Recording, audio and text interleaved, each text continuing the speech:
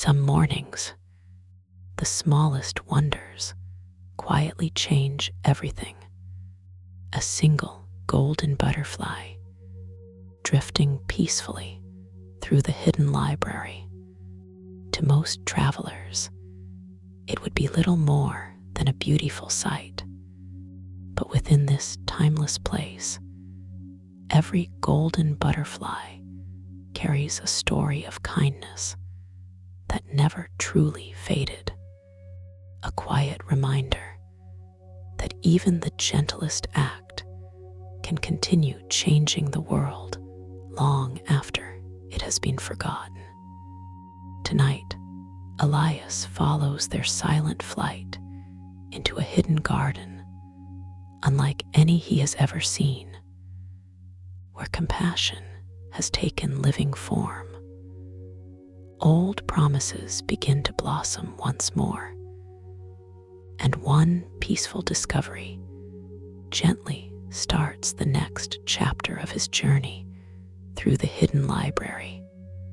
Welcome back to Sleep with Stories, where every journey is designed to slow your thoughts, soften your heart, and gently carry you toward peaceful sleep. So make yourself comfortable. Allow the world beyond this moment to grow wonderfully quiet, and simply enjoy the journey. If these peaceful journeys become a comforting part of your evenings, your gentle support helps keep the lanterns glowing for every traveler who finds their way to the hidden library. The hidden library had always welcomed travelers through quiet doorways. Some appeared beneath moonlit arches, some quietly unfolded beside winding rivers. Others waited beyond forgotten gardens, where no ordinary map could ever lead. Yet on this peaceful morning, the library chose a different invitation. Elias awoke just before dawn. For several quiet moments, he remained beneath the warmth of his quilt, listening to the gentle silence that always lingered before the hidden library greeted a new day. Nothing seemed unusual. His cedar room still carried the comforting scent of polished wood. A lantern rested peacefully upon the bedside table, its silver gold glow now softer than moonlight itself. Beyond the round window, the last stars still lingered above the sleeping rooftops. Everything felt wonderfully familiar until something golden drifted past the glass. Elias blinked. Slowly, he sat upright. Outside, another tiny golden shape floated across the pale blue sky. Then another, then several more. They moved without hurry, without pattern, as though the morning breeze itself had become alive. Butterflies, each one shimmered with a warm golden light, unlike anything Elias had ever seen. Their wings reflected neither sunlight nor lantern light. Instead, they seemed to carry their own quiet glow, gentle enough to calm the heart simply by watching them. The blossom lantern beside his bed answered with a single peaceful pulse, not brightly, never urgently, only with the quiet certainty of recognition, almost as though it already knew these delicate travelers. Elias smiled without quite understanding why. The feeling reminded him of something Rowan had once said beneath the lantern river. The oldest magic rarely announces itself. It simply waits for someone patient enough to notice. He gently lifted the blossom lantern and fastened the familiar clasp of his deep blue cloak. The library beyond his room had only just begun to awaken. As he stepped outside, cool morning air greeted him with the fresh fragrance of cedar, lavender, and dew-covered roses. Far above, birds welcomed the sunrise with soft songs that seemed to echo from every quiet rooftop. Several librarians quietly opened tall windows. Others carefully swept stone pathways, already spotless to ordinary eyes. No one hurried. No one raised their voice. Within the hidden library, even morning preferred to arrive gently. Another golden butterfly drifted toward Elias. Its tiny wings shimmered like liquid sunlight as it circled the blossom lantern exactly once. For the briefest moment, it hovered before him, not frightened, not curious, simply peaceful. Then it continued onward. A second butterfly followed, then a third, each traveling in exactly the same direction, not together like a flock, more like quiet travelers sharing the same destination without ever needing to speak. Elias watched them disappear beyond a distant archway woven with climbing white roses. Something inside him stirred, not curiosity alone, recognition, as though some quiet promise made long before he could remember it had finally begun calling him home. Without thinking, he followed. The butterflies never hurried. They floated through the awakening library with the same quiet confidence that morning itself carried, never pausing, never searching, as though every gentle movement had already been decided long before dawn arrived. Elias followed at an unhurried pace. The hidden library seemed different beneath the first light of day.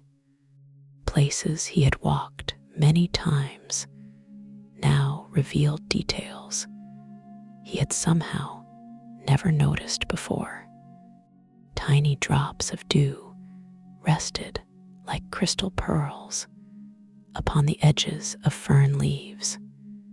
White jasmine climbed gracefully around carved cedar pillars, releasing the faintest fragrance into the cool air. Somewhere nearby, water trickled softly through an unseen stone fountain. Nothing demanded attention. Everything quietly rewarded it.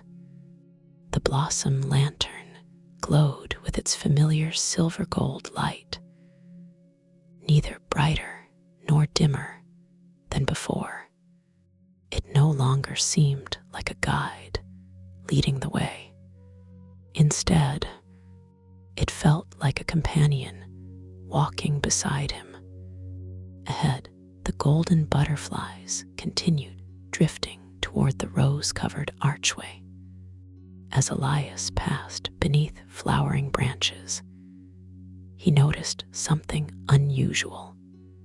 Every person they encountered smiled, not because they saw the butterflies. Most of them never even looked up, yet each face carried the same peaceful warmth, as though the morning itself had gently lightened every heart it touched.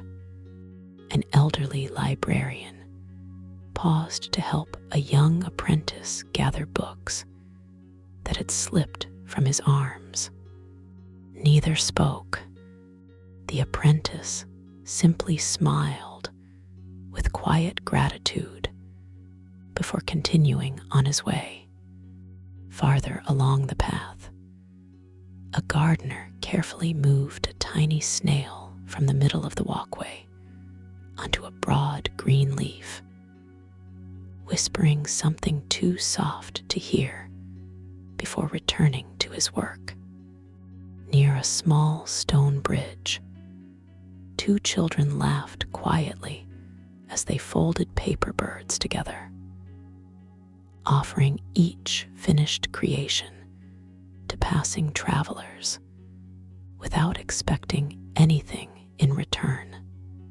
None of these moments seemed extraordinary. No glowing magic surrounded them. No music filled the air. They were simply small kindnesses, easy to overlook, easy to forget.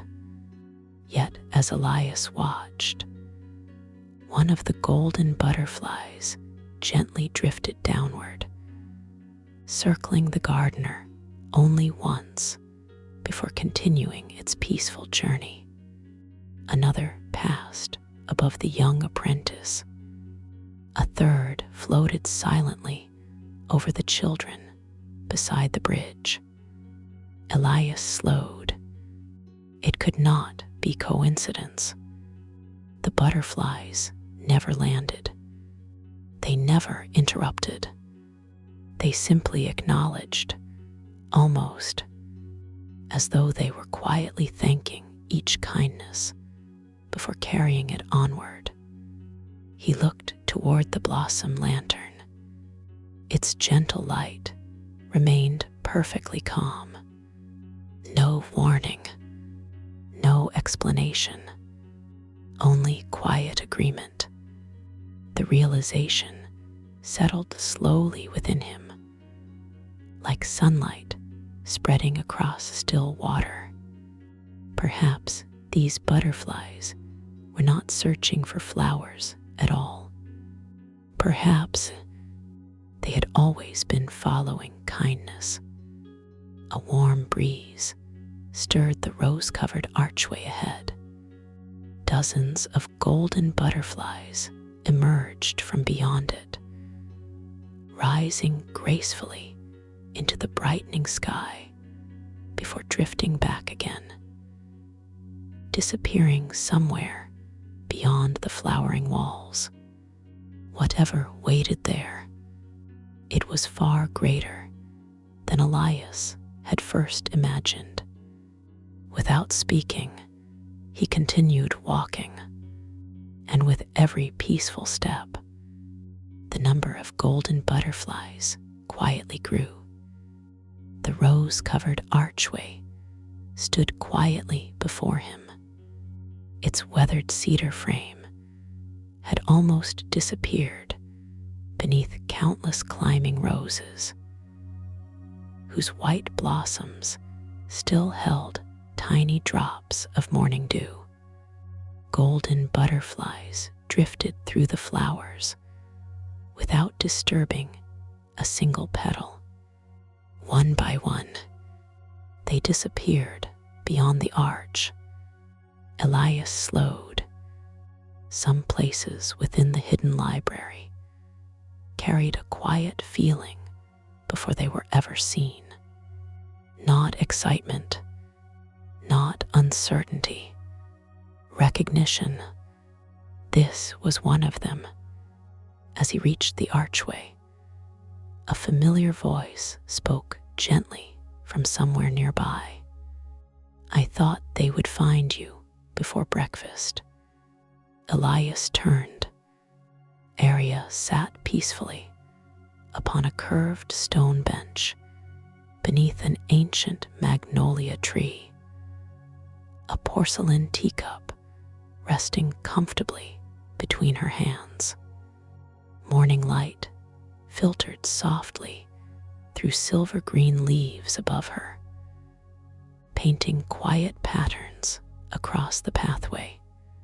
She looked exactly as though she had been waiting there all morning, not impatiently, simply with complete confidence that the butterflies would arrive exactly when they were meant to.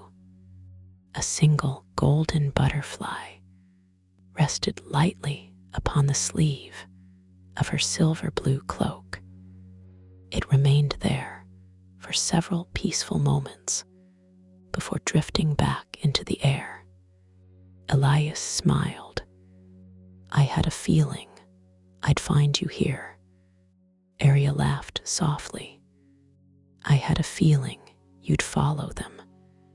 He joined her beside the bench, watching another small group of butterflies disappear beyond the roses.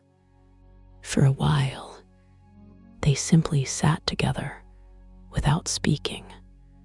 Within the hidden library, silence was never something that needed to be filled.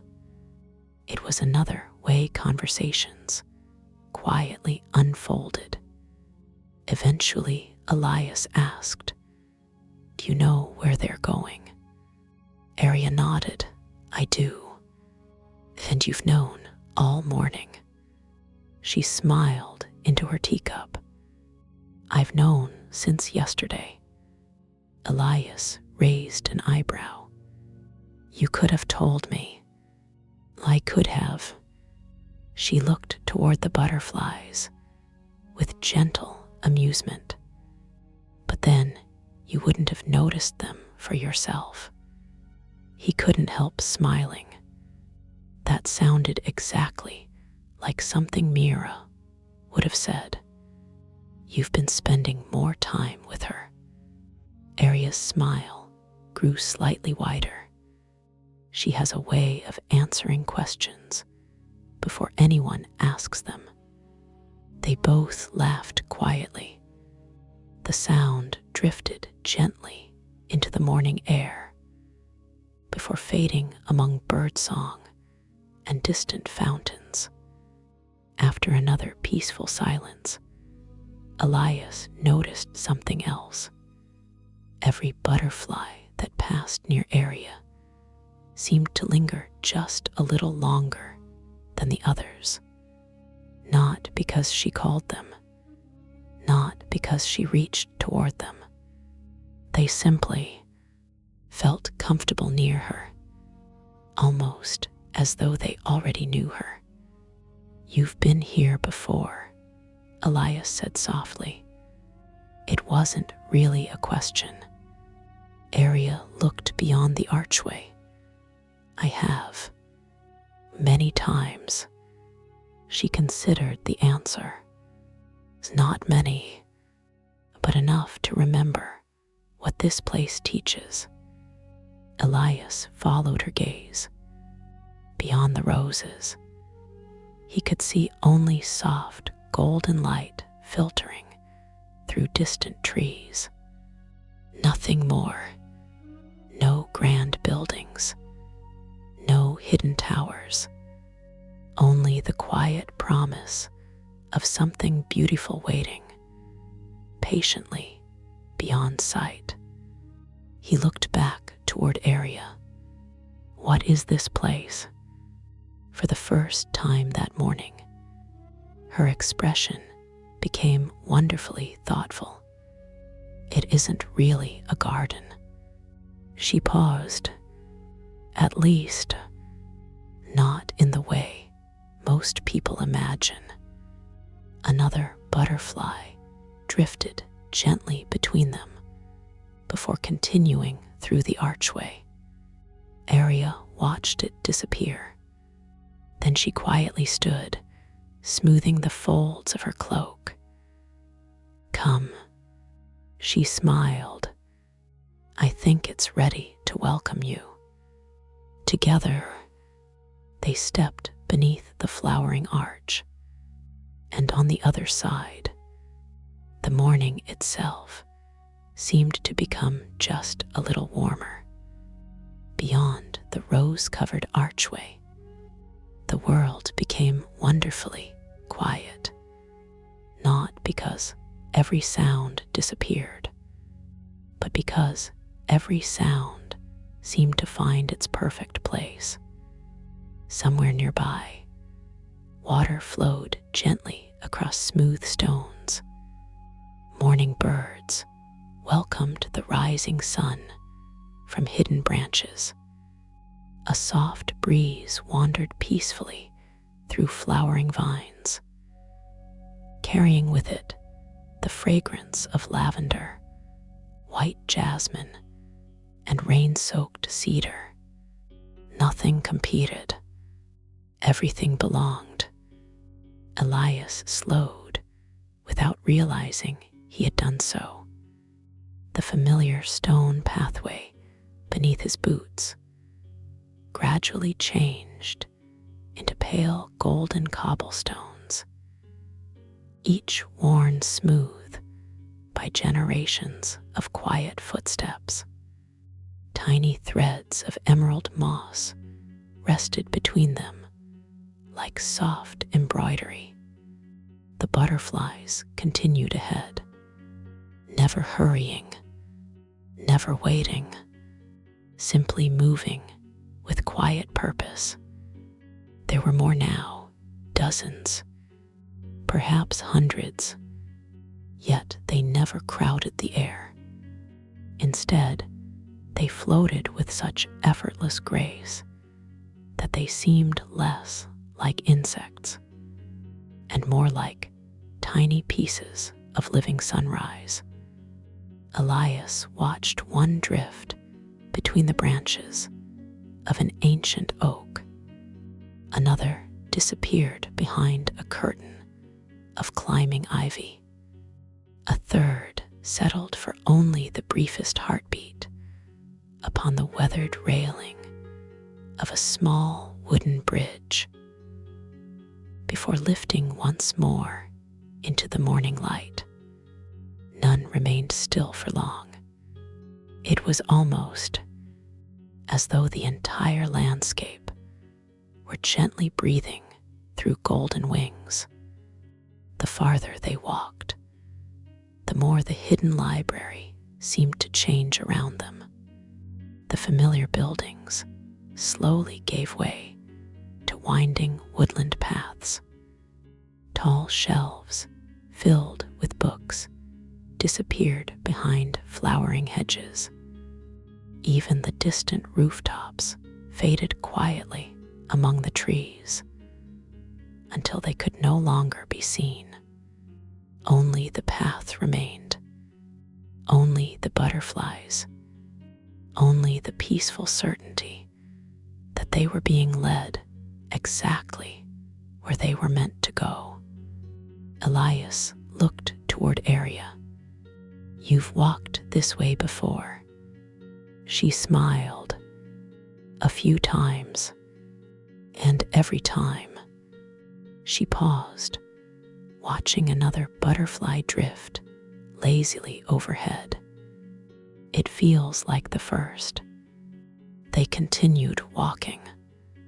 Neither of them seemed eager to reach the destination too quickly. Some journeys deserved to unfold one peaceful step at a time. After a while, Elias noticed something curious. The butterflies never chose the easiest path. Whenever the stone walkway divided, they always drifted toward the quieter trail.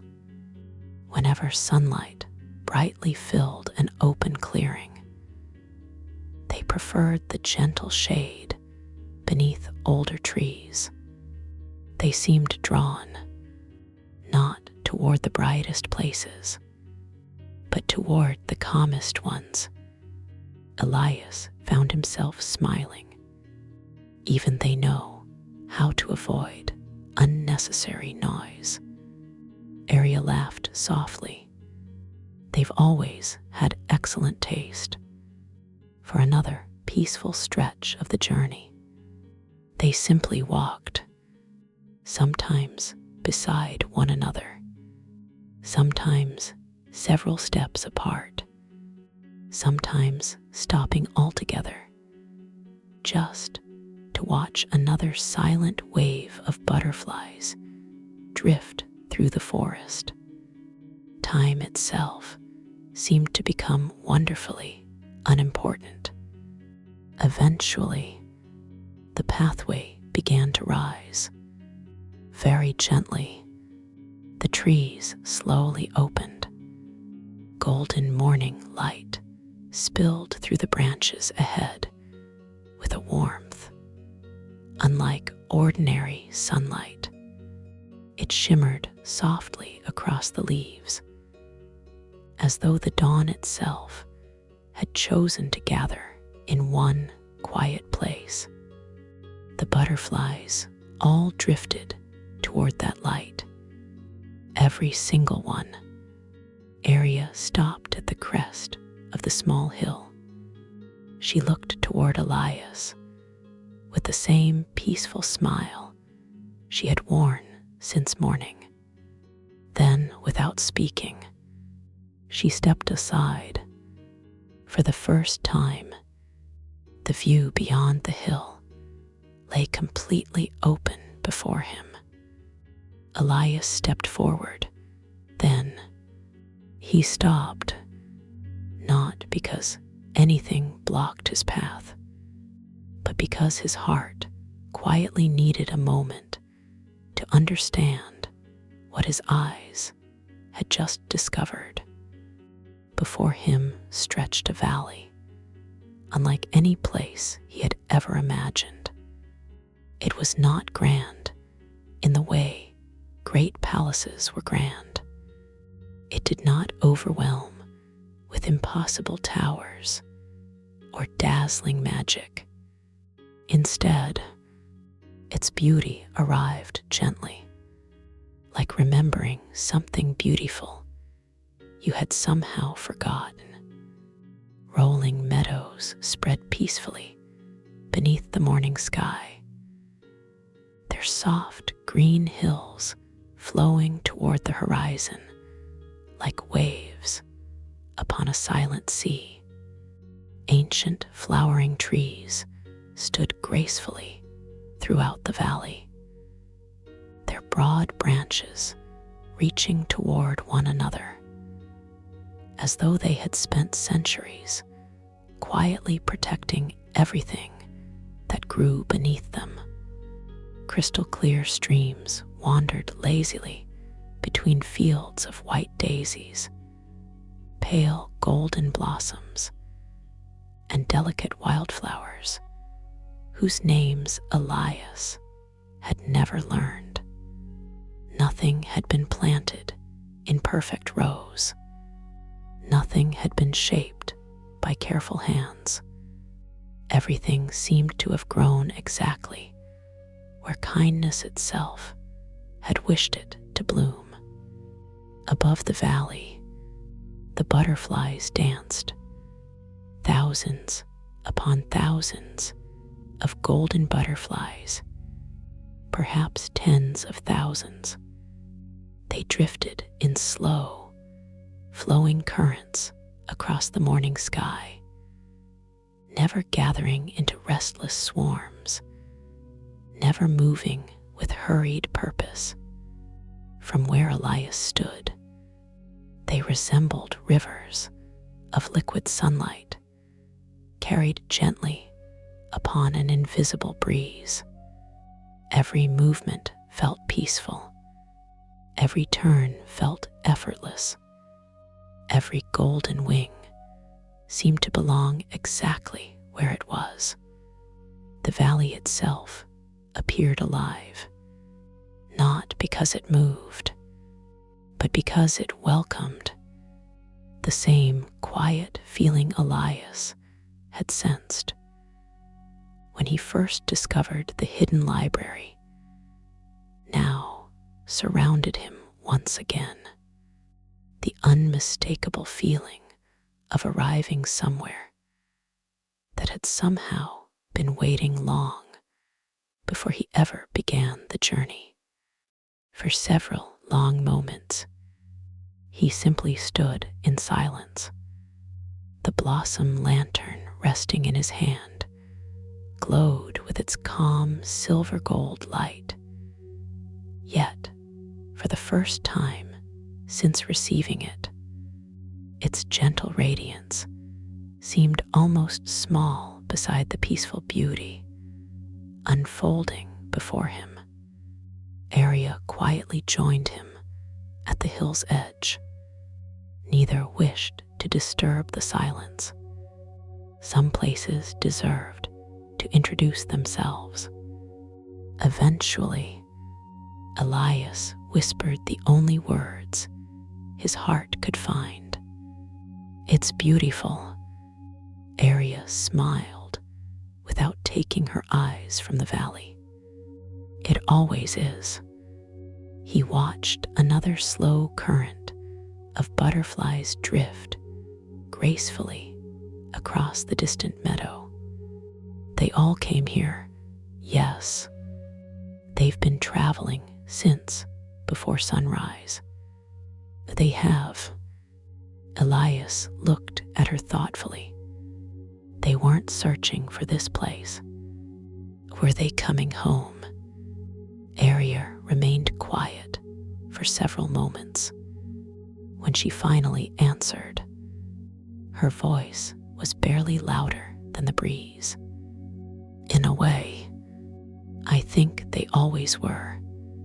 Far below, one butterfly gently settled upon a single white flower before rising once again to join the endless golden river flowing peacefully across the valley.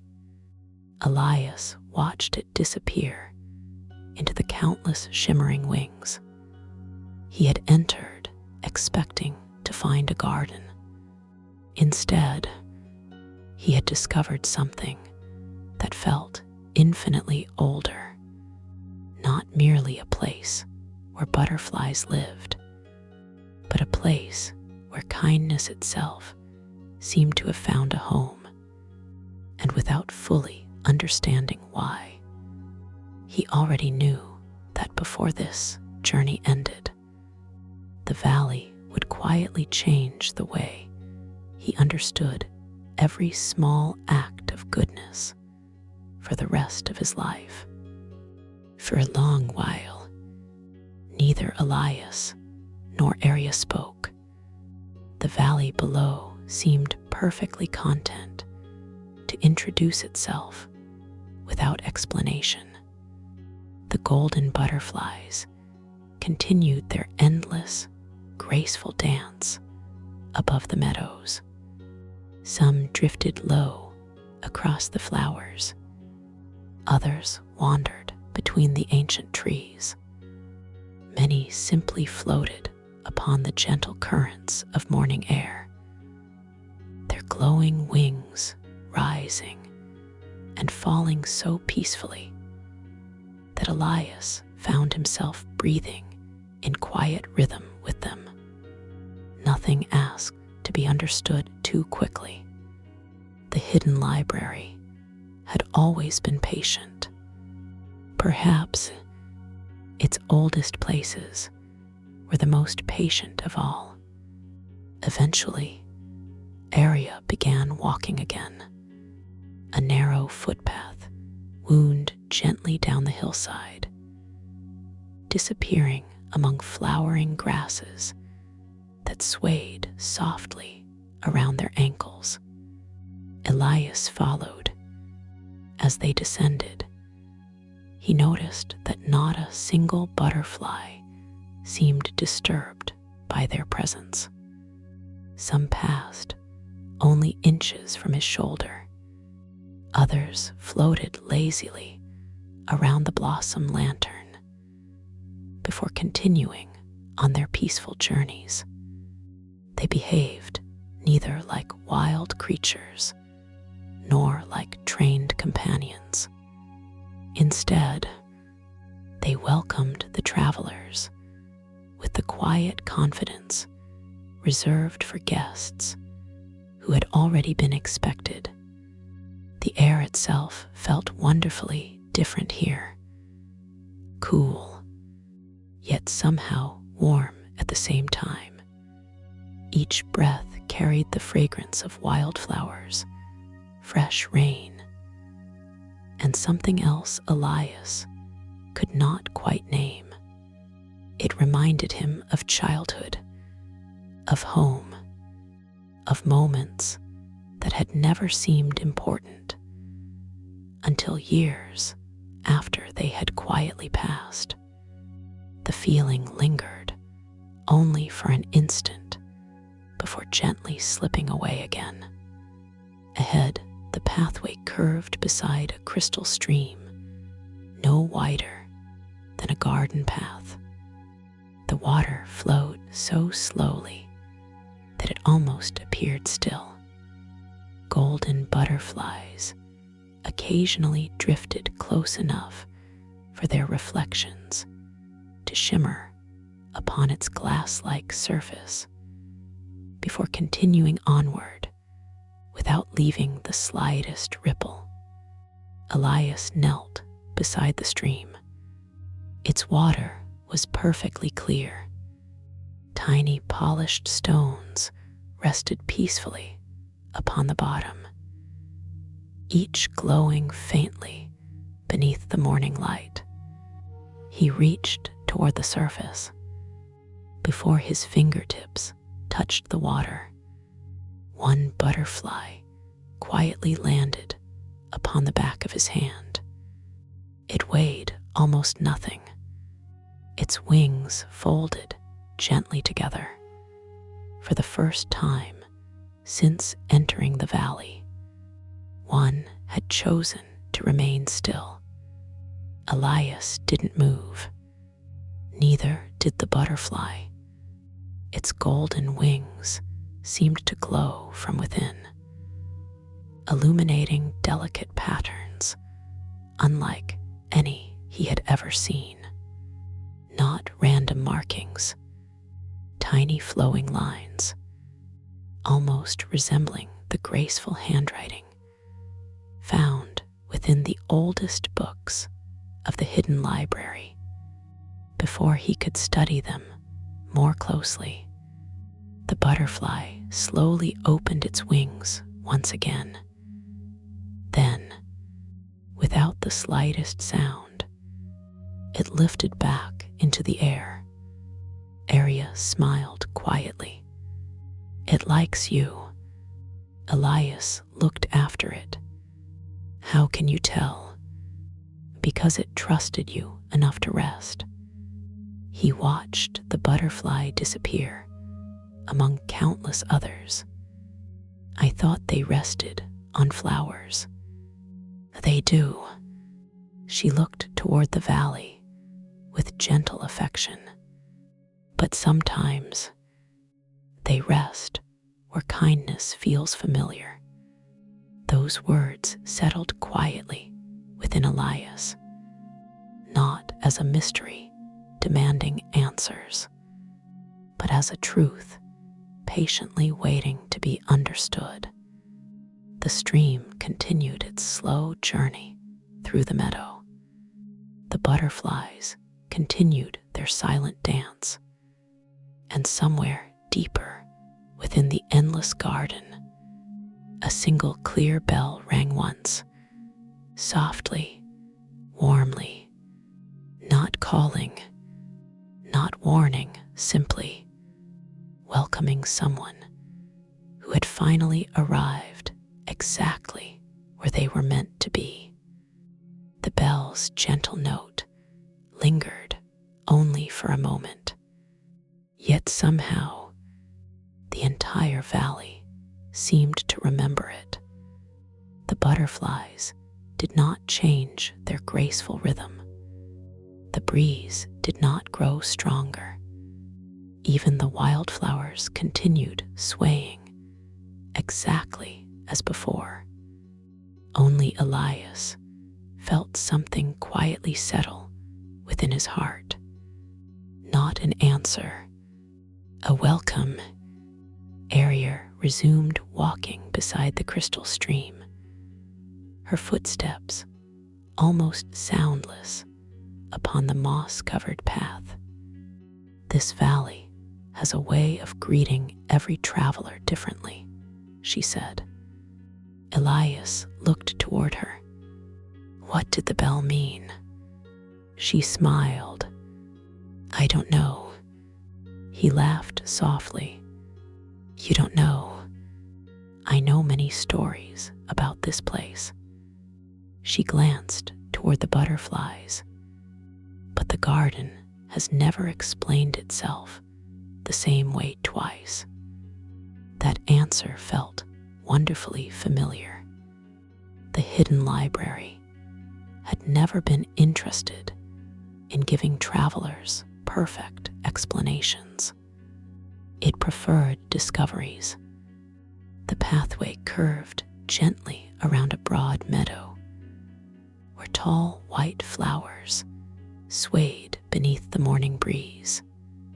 Each blossom stood almost as high as Elias's shoulders, their petals glowing softly with pale gold around the edges. Golden butterflies drifted among them like tiny lanterns wandering through moonlit snow. As they walked, Elias noticed something else. None of the flowers had been picked. No paths cut directly across the meadow. No benches interrupted its quiet beauty. It felt protected, not by walls, by understanding, almost as though every traveler who entered the valley somehow knew exactly how gently it wished to be treated. Far ahead, a young rabbit emerged cautiously from the flowers. It paused upon the pathway, twitching its tiny nose. One golden butterfly settled lightly between its ears. The rabbit neither startled nor ran away. Instead, it simply sat beneath the warm morning light, as though sharing a peaceful conversation that required no words. Moments later, the butterfly lifted once again. The rabbit gave one small hop before disappearing happily back into the meadow. Elias smiled. They aren't afraid. Ariel shook her head. Nothing here has learned to fear kindness. The words stayed with him, not because they sounded extraordinary, because they sounded possible. Perhaps that was what made them beautiful. The stream gradually widened into a quiet pond, surrounded by smooth white stones. Its surface reflected the sky so perfectly that the clouds seemed to float both above and below the valley at once. Several butterflies skimmed gently across the water, their reflections creating tiny ripples of golden light that faded almost as soon as they appeared. Elias paused beside the pond. The reflection looking back at him seemed strangely peaceful, not different, simply lighter, as though some invisible weight he had carried without noticing had quietly slipped from his shoulders during the walk. He looked toward Ariel. Do you ever leave here feeling different? she considered the question. I don't think anyone leaves exactly the same. She smiled gently. But the garden never changes people. It simply helps them notice the parts of themselves that were already quietly growing. Elias lowered his eyes toward the still water once more. For a long moment, he said nothing. Then, somewhere across the pond, another butterfly settled gently upon the surface of a single white water lily. The flower slowly opened beneath its tiny weight. Not suddenly, not magically, simply as though it had been waiting for exactly that quiet moment to bloom. They remained beside the pond for several peaceful moments. The newly opened water lily continued resting upon the still surface, its white petals reflecting softly in the clear water, while the golden butterfly drifted away without the slightest urgency. Nothing within the valley seemed eager to move on. Every moment was allowed to become complete before the next one quietly arrived. Elias found himself wondering how many places beyond the hidden library had forgotten that simple rhythm. Eventually, Arya began walking once more. The pathway now followed the edge of the pond, where smooth white stones gradually gave way to soft green grass. Small birds hopped fearlessly among the flowers. Dragonflies shimmered above the reeds with wings as delicate as crystal. Somewhere in the distance, bees hummed quietly between pale golden blossoms. Every living thing seemed to understand the same unspoken agreement. Take only what you need. Leave every place gentler than you found it. The thought came so naturally that Elias almost believed the valley itself had whispered it. Ahead, the stream narrowed once more before passing beneath an old wooden bridge. It was beautifully simple. No elaborate carvings, no glowing crystals, only weathered cedar polished smooth by many peaceful seasons. As they crossed, Elias rested one hand upon the wooden railing. The timber felt pleasantly warm despite the cool morning air.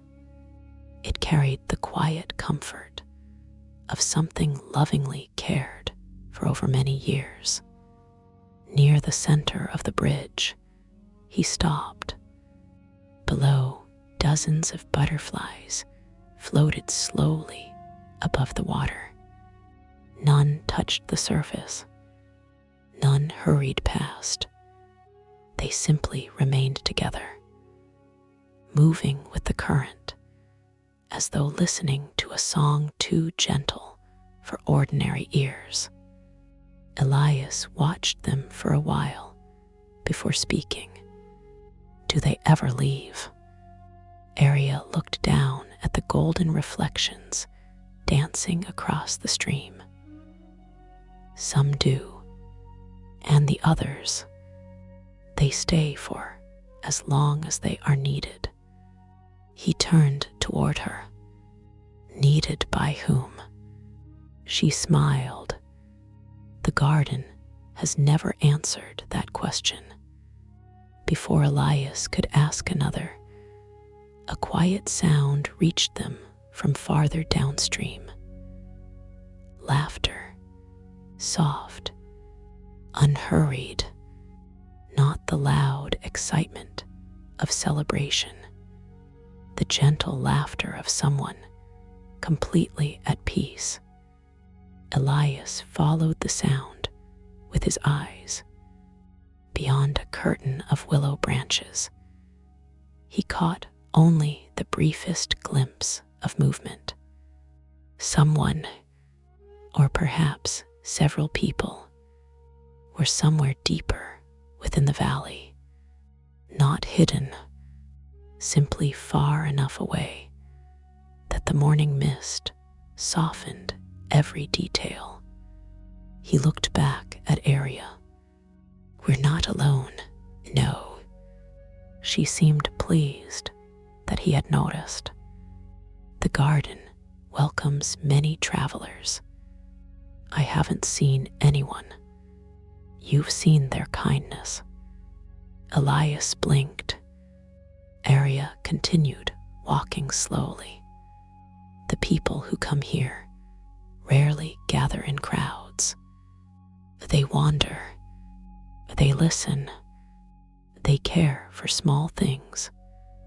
Sometimes," she added with a quiet smile, "they never even meet one another." The thought felt strangely beautiful. An entire valley where people shared the same peaceful purpose without needing to know each other's names. As they stepped down from the bridge, the butterflies ahead gradually began gathering in greater numbers, not swirling, not rushing, simply drifting toward a single ancient oak, standing alone beyond the meadow. Its broad branches stretched gracefully across the morning sky. And from this distance, Elias could already see that countless golden butterflies were quietly circling its crown. He slowed instinctively. Whatever waited beneath that old tree, it seemed to be the quiet heart of the valley itself. The ancient oak stood alone, not because the valley had forgotten to plant another tree beside it, but because every path, every stream, and every gentle breeze seemed to leave enough space for its quiet presence. Its trunk was wider than any Elias had ever seen. Centuries of patient seasons had shaped deep silver-gray bark that carried delicate patterns like flowing rivers across old stone. Its branches stretched outward with effortless grace, sheltering an entire circle of wildflowers beneath a vast emerald canopy. Golden butterflies drifted endlessly around its crown. Some rose through the branches. Others floated downward like glowing leaves. Not one hurried. The great tree seemed to breathe with them. As Elias stepped closer, something unexpected caught his attention. The ground beneath the oak was untouched. No worn footpaths circled its roots. No benches had been placed beneath its shade. No carved signs explained its history. Travelers had clearly visited this place countless times, yet no one had tried to improve it. The realization made him smile. Sometimes respect looked very much like leaving something exactly as it wished to be. A butterfly drifted toward one of the enormous roots. It settled there only for a heartbeat before lifting once again.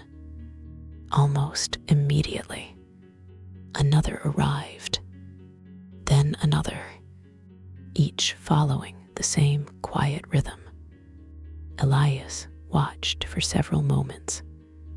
They're not circling the tree. Arya looked pleased. What do you see? They are greeting it. She nodded softly, as old friends do. They walked beneath the vast canopy. Sunlight filtered gently through thousands of leaves, falling across the meadow in slow-moving patterns of gold and green. Every shifting beam of light seemed perfectly timed, with the butterflies passing through it.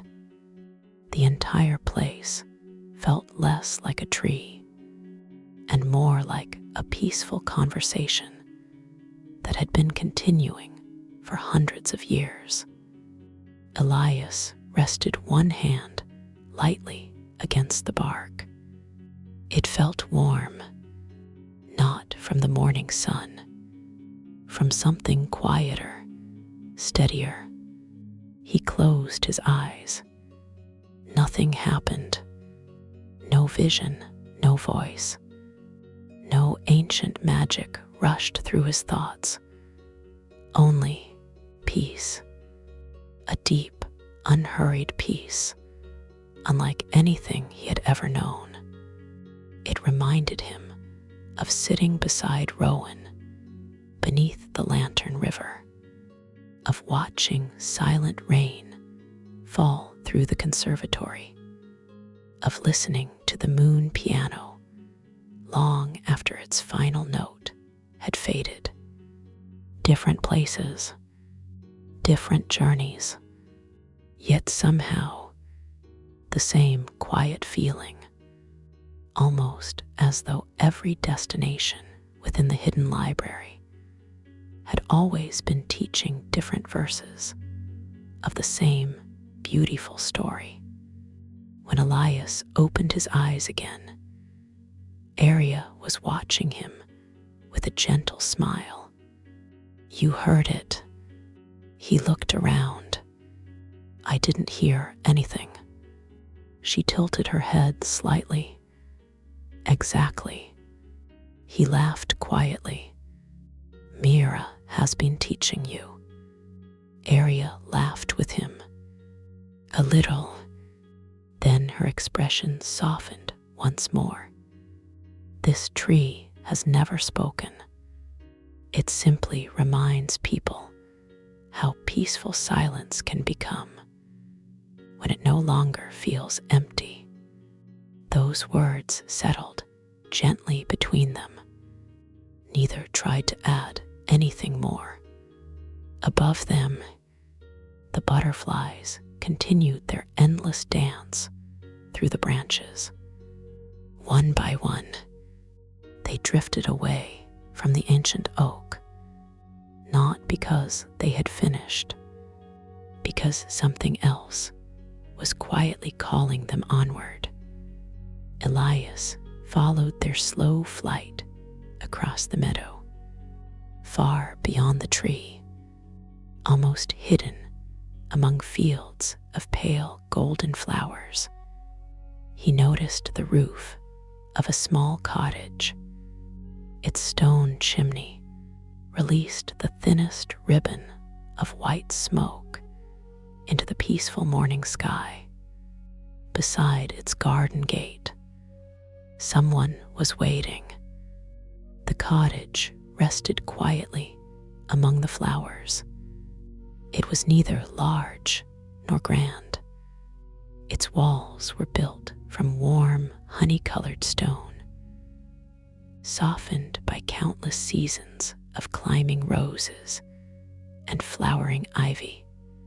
A small wooden porch overlooked the meadow. White curtains stirred gently behind open windows. Several clay pots overflowed with lavender, rosemary, and tiny golden blossoms. that matched the butterflies drifting peacefully overhead. Thin ribbons of chimney smoke disappeared lazily into the brightening morning sky. The entire place carried the comforting feeling of a home that had never once locked its door. Elias slowed. The butterflies were no longer wandering through the valley. One after another, they drifted gently toward the cottage. Some settled briefly upon the flowering garden fence. Others circled the old apple tree beside the porch. Several floated quietly around the tiny vegetable garden before continuing on. None entered the cottage. None remained for long. Each simply paused, almost as though offering a silent greeting, then continued its peaceful journey. Near the garden gate stood a young woman. She could not have been much older than Aria, perhaps 19. She wore a simple cream-colored dress beneath a soft moss-green cloak. Its sleeves lightly embroidered with tiny golden leaves. Her long chestnut hair rested loosely over one shoulder, catching the first rays of morning sunlight. She held a small woven basket filled with fresh herbs and wildflowers. Nothing about her shimmered with obvious magic. Nothing announced importance. Yet the entire meadow somehow felt calmer in her presence. She noticed Elias and Aria approaching. Instead of waving, she simply smiled, the kind of smile that made strangers feel unexpectedly welcome. Aria smiled in return. "It has been a little while." "It has," the young woman answered gently. "I wondered when the butterflies would bring you back." Her voice was soft, not whispered, simply peaceful. Elias looked toward Aria. "You know each other." "A little." Aria's answer carried the same quiet affection she reserved for old friends within the library. The young woman stepped forward and gave a small, graceful bow. "My name is Lyra."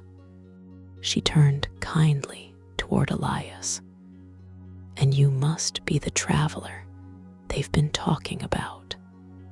Elias blinked. "They." Lyra looked upward. Several golden butterflies drifted lazily above them. A quiet smile touched her face. "They never use words, but they always have stories." Elias followed her gaze.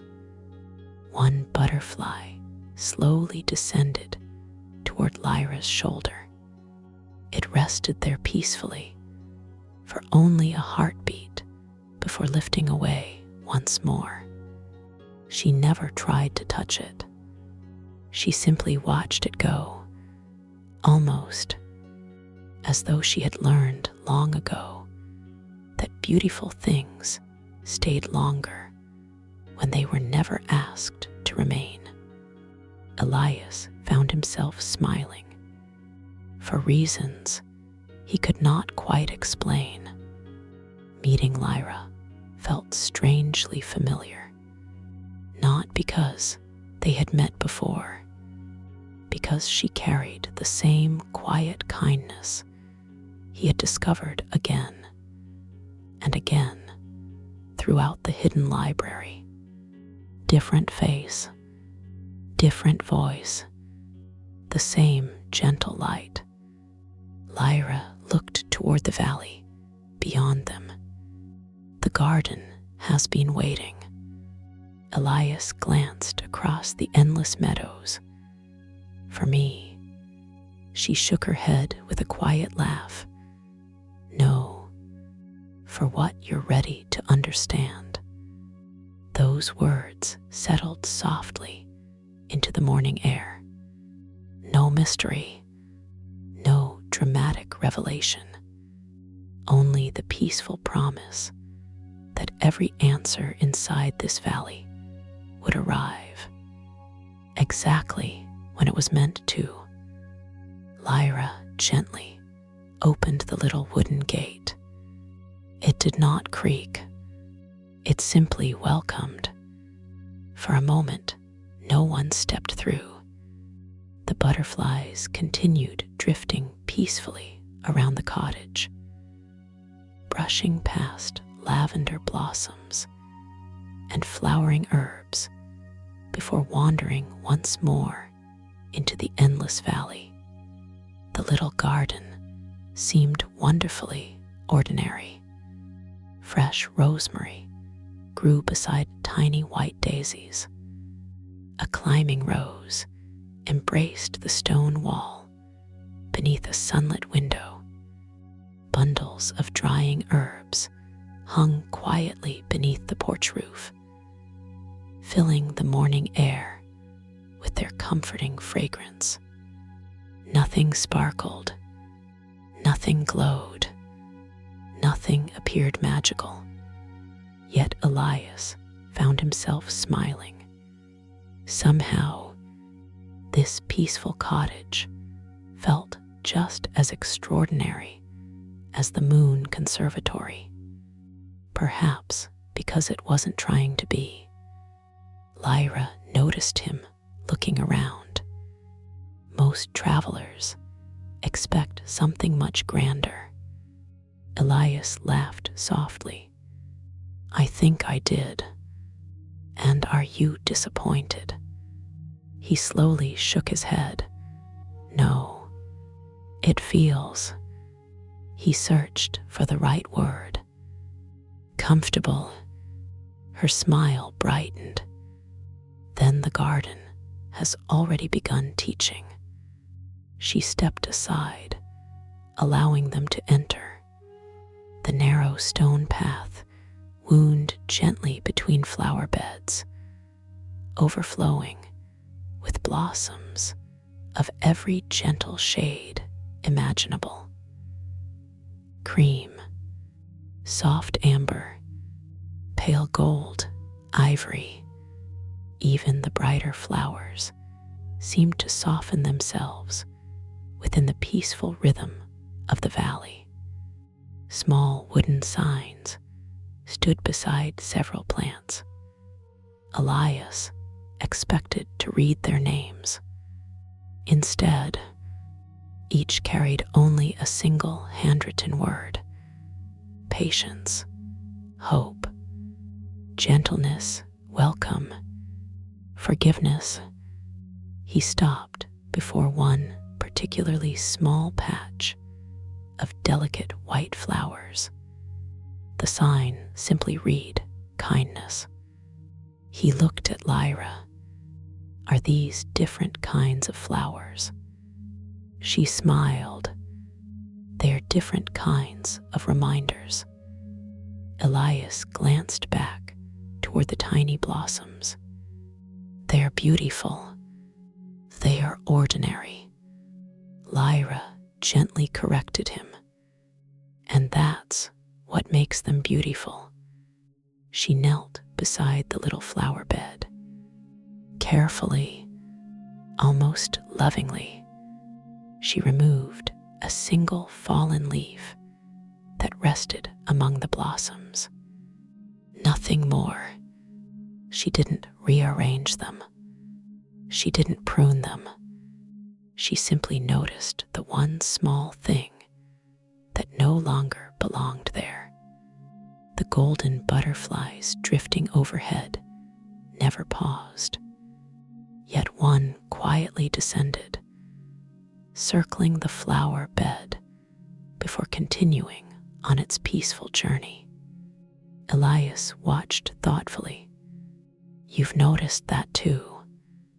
Lyra looked up. "The butterflies."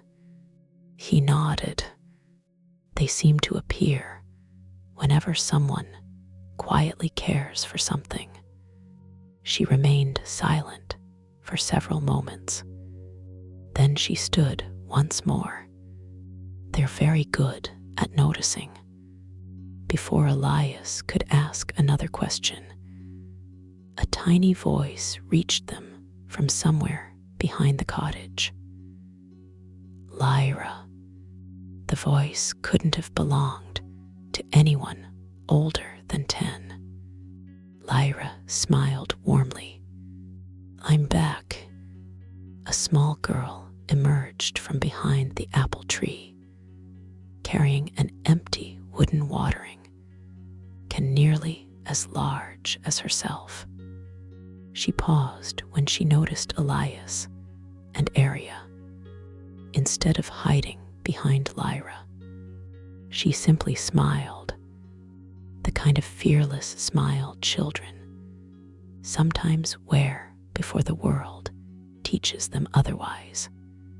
Her dark curls danced gently in the morning breeze. A tiny golden butterfly rested peacefully upon the handle of the watering can. She didn't seem to notice it at all. Or perhaps she was simply accustomed to such quiet company. Lyra placed a gentle hand upon her shoulder. "Lena, I'd like you to meet two friends who have come a very long way." The little girl gave a cheerful bow, exactly as though welcoming guests into her own home. "Good morning." Elias returned the bow with a smile. "Good morning." Lena looked curiously at the blossom lantern resting in his hand. "It's very pretty." "Thank you." She nodded thoughtfully, then pointed toward the butterflies floating peacefully above the garden. "They like it." Before Elias could ask how she knew, Lena had already turned back toward the flower beds. She carefully carried the watering can to the smallest blossoms in the garden and began watering them first. Lena watered each flower with remarkable patience. Not too much, not too little, just enough. When she finished with one small bed, she moved quietly to the next without ever looking toward the larger blossoms nearby. Elias watched for a while before asking, "You always begin with the smallest flowers?" Lena looked up as though the answer were wonderfully obvious. "They get thirsty first." Elias smiled. "How do you know?" She pointed toward the morning sun. "They are smaller. They have less shade, so they become thirsty before everyone else." She returned to her watering without another thought. To Lena, it was simply how mornings were done. Elias looked toward Lyra. "You taught her that?" Lyra gently shook her head. "No, I only taught her how to notice." The words lingered quietly between them. Notice. It was such a small word, yet the hidden library seemed to return to it again and again. Rowan had noticed lanterns no one else could see. Mira noticed questions before they were spoken. The mapmaker noticed roads hidden inside ordinary choices. And now, this peaceful valley seemed built entirely upon noticing the quiet needs of small things. Perhaps kindness had never required extraordinary people. Perhaps it simply required attentive hearts. Lena finished watering the last flower and happily carried the empty watering can back toward the little well beside the cottage. As she disappeared around the corner, Elias heard her softly humming to herself. The melody was unfamiliar, simple, gentle, without words, yet several butterflies drifted after her, as though they recognized the tune. He watched them disappear beyond the herb garden. They like her songs too. Lyra smiled warmly. I think they like how she sings them. What do you mean? She never sings because she wants someone to hear. She sings because it makes the flowers happy. Elias couldn't help laughing quietly. Does it? Lyra's eyes sparkled with gentle amusement. I've never asked. Neither have the flowers. For a few peaceful moments, the only sound was the soft turning of the old wooden well as Lena slowly raised another bucket of fresh water. Nearby, Aria wandered through the herb garden, gently brushing her fingertips across fragrant rosemary and flowering thyme. She paused beside a small wooden birdhouse, resting atop a weathered post.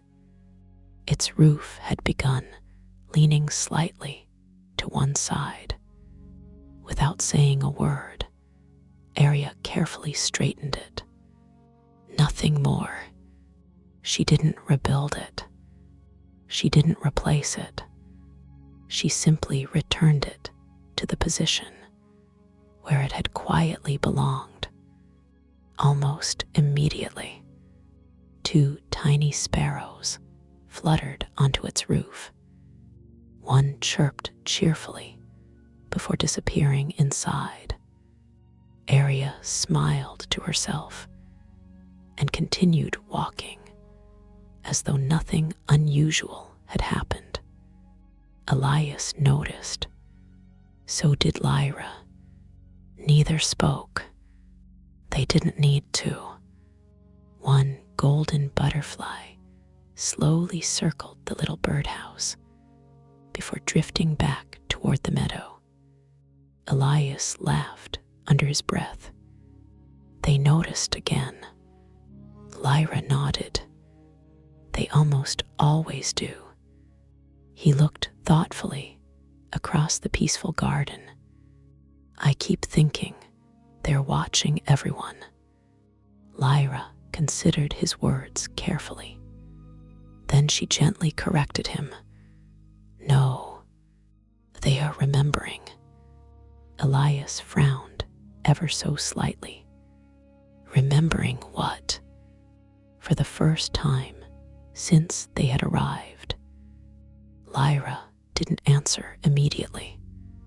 She looked across the endless valley where thousands of butterflies drifted peacefully through the morning light. When she finally spoke, her voice had become almost reverent.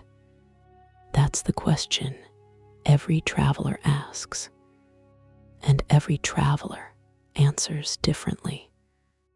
Elias looked across the valley once more. Thousands of golden butterflies drifted peacefully between the flowering trees, rising and falling with the slow rhythm of the morning breeze.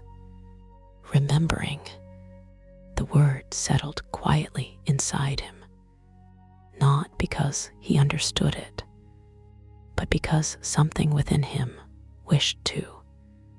Lena returned from the well, carrying another small bucket of water. This time, however, she didn't walk toward the flowers. Instead, she stopped beside a tiny sapling growing near the edge of the garden. It was no taller than her shoulder. Its slender branches held only a handful of fresh green leaves. The little tree looked healthy, strong. It clearly didn't need watering. Yet Lena carefully poured a little water around its roots anyway. Only a little. Then she smiled happily and skipped away toward the cottage. Elias watched with quiet curiosity. It didn't look thirsty. Lyra smiled. It wasn't. Then why? Because tomorrow might be warmer. He blinked. She knelt beside the young tree, gently pressing a little loose soil back around its roots. Kindness doesn't always wait until something begins hurting. She brushed the earth from her fingertips. Sometimes it simply arrives early. The simplicity of those words somehow carried more weight than the grandest wisdom Elias had heard in the hidden library. He looked down at the little sapling. Perhaps this valley wasn't teaching kindness. Perhaps it was teaching attention before kindness. Because once someone truly noticed another's quiet need, kindness almost happened by itself. A soft breeze wandered through the garden. The little trees' leaves trembled gently. Several butterflies drifted between its branches before continuing toward the meadow. None stayed. None needed to. Their quiet blessing seemed enough. Nearby, Aria had stopped beside a weathered wooden bench, tucked beneath an old climbing rose. She ran her hand lightly across its surface. A few pale petals had gathered there overnight. Without thinking, she carefully brushed them onto the grass below, not because the bench looked untidy, because someone else might enjoy sitting there later. She smiled softly and continued walking. Elias couldn't help noticing that no one within the valley ever performed kindness while expecting to be seen. Lena believed no one had watched her water the little tree. Aria hadn't even looked around before clearing the bench. Lyra quietly straightened a loose vine, climbing the cottage wall while they spoke. Each act was small, almost invisible, yet together they somehow filled the entire valley. Elias looked toward Lyra. Does everyone who comes here become like this? She laughed gently. Oh no. Some travelers stay only an hour, some only a single morning, and some leave believing nothing unusual happened at all. He smiled, and the others. Lyra's eyes wandered toward the butterflies dancing above the meadow. The others stop counting kindness by how big it is. She bent down and picked up a tiny acorn resting near the garden path. Without ceremony, she placed it carefully beneath the shelter of the old apple tree, where rich soil waited quietly beneath the fallen leaves. No speeches, no celebrations, no audience. She simply dusted her hands together and smiled. Elias looked at the tiny acorn. "You think it'll grow?" Lyra smiled with the peaceful certainty. The hidden library always seemed to inspire. "I don't know, but giving it the chance." She looked toward him warmly. "Has always felt worthwhile." For a long while, none of them spoke. The butterflies continued drifting through the warm morning light. The flowers swayed gently beneath the breeze, and somewhere deeper within the endless valley, a quiet breeze carried the faint fragrance of apple blossoms, along with the comforting feeling that the smallest kindnesses often began long before anyone realized they were needed. The morning continued unfolding without hurry. Sunlight slowly climbed higher through the branches, yet the valley never lost its gentle softness. Instead, everything seemed to glow a little more warmly. Lena emerged from the cottage, carrying a small wicker basket almost as large as herself. Inside rested several pieces of fresh bread wrapped in white linen. Without saying anything, she placed the basket upon the porch steps. Elias glanced toward Lyra. "Breakfast?" Lyra smiled. "For whoever becomes hungry." Elias looked around.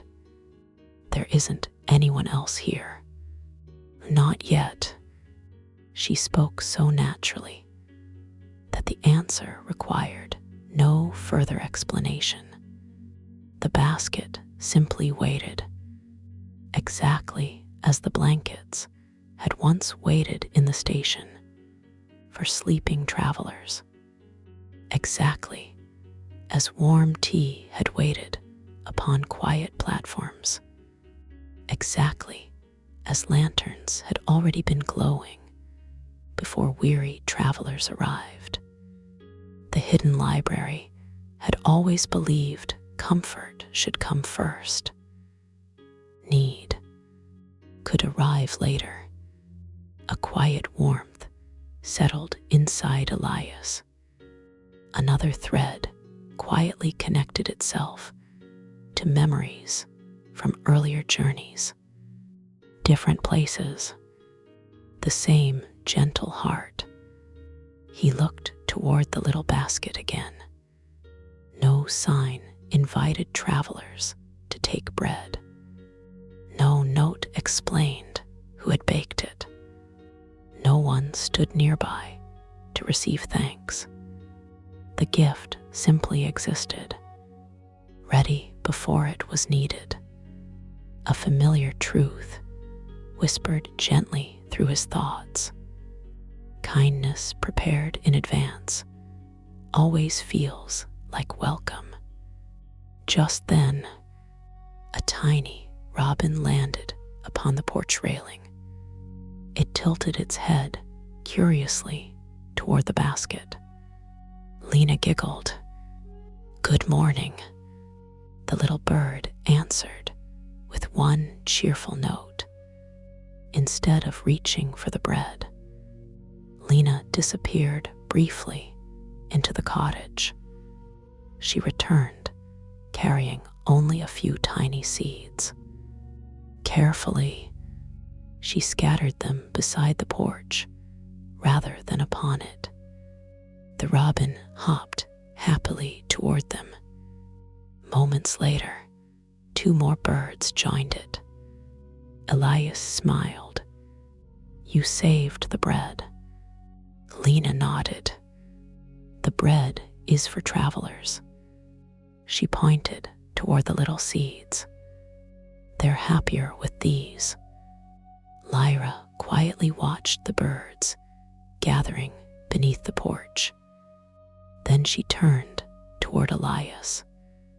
"Sometimes kindness isn't giving what we have." She gently folded the empty linen cloth resting inside the basket.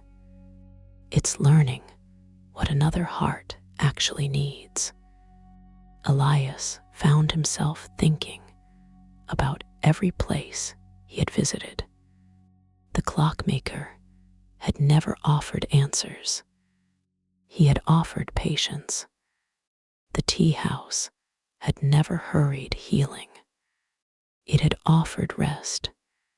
The moon conservatory had never asked visitors to perform. It had offered silence. Perhaps every destination within the hidden library practiced exactly the same kindness. None gave what they wished to give. Each gave what someone quietly needed. The realization felt surprisingly simple, yet wonderfully complete. At that moment, a warm breeze drifted across the garden.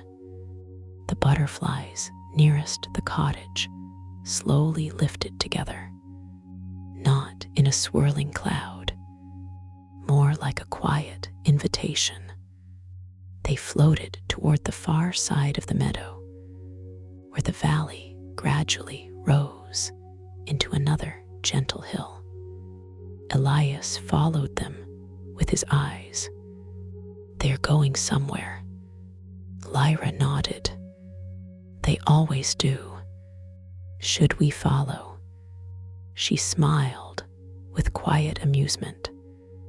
"I was wondering how long it would take before you asked." Lena looked toward the butterflies with bright, excited eyes. "They're going to the old meadow." She immediately covered her mouth, as though she had accidentally revealed something too early. Lyra laughed softly. "I think you've spoiled the surprise." Lena looked wonderfully embarrassed. Then she whispered, "Only a tiny little surprise." Arya smiled warmly. "I think there are still many beautiful things left for us to discover." Beyond the rolling meadow, the butterflies continued drifting toward the distant hillside, and somewhere beyond that peaceful rise, another quiet chapter of the garden was already waiting to be remembered. The butterflies moved like flowing sunlight, not in straight lines, not toward any destination Elias could yet recognize. They simply drifted together across the meadow, rising and falling with the quiet rhythm of the morning breeze. No leader guided them. No single butterfly flew ahead. Yet somehow, they all seemed to understand exactly where they were going. Lena hurried inside the cottage and returned, carrying a tiny straw hat much too large for her curls. She placed it carefully upon her head. It immediately slipped sideways. Arya laughed softly. Without a word, she gently straightened the little hat beneath Lena's chin. "There." Lena smiled brightly. "Now it won't fall." It probably still will, Arya teased. Lena giggled. Probably. The four of them began walking together, not along a carved road, simply across the open meadow, following the butterflies as they wandered between fields of wildflowers, glowing beneath the warm morning light.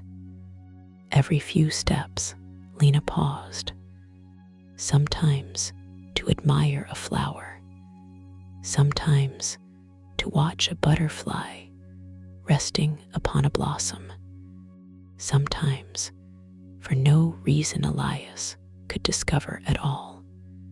Yet no one urged her forward. Lyra simply waited. The butterflies never hurried. Neither did the garden. Perhaps there was no such thing as falling behind in a place where every traveler arrived exactly when they were meant to.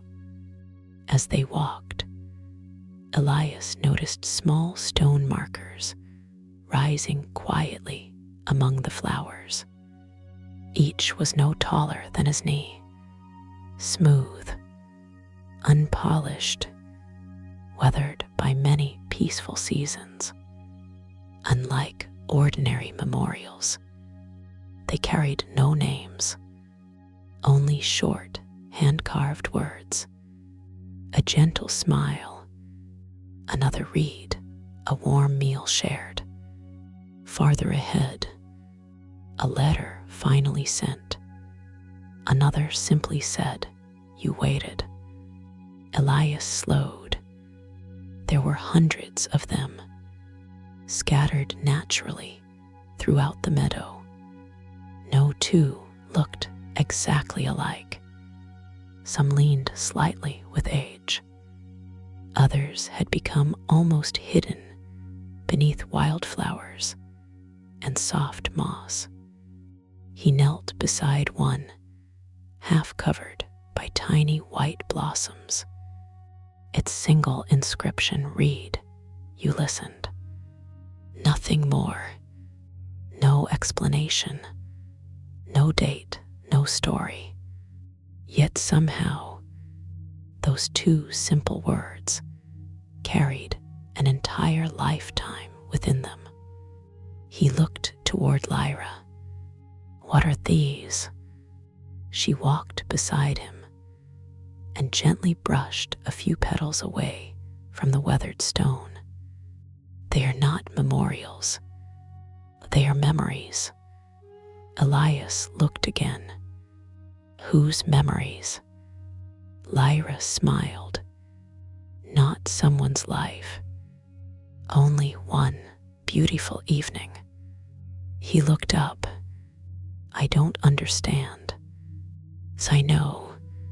She spoke kindly. "Very few people do."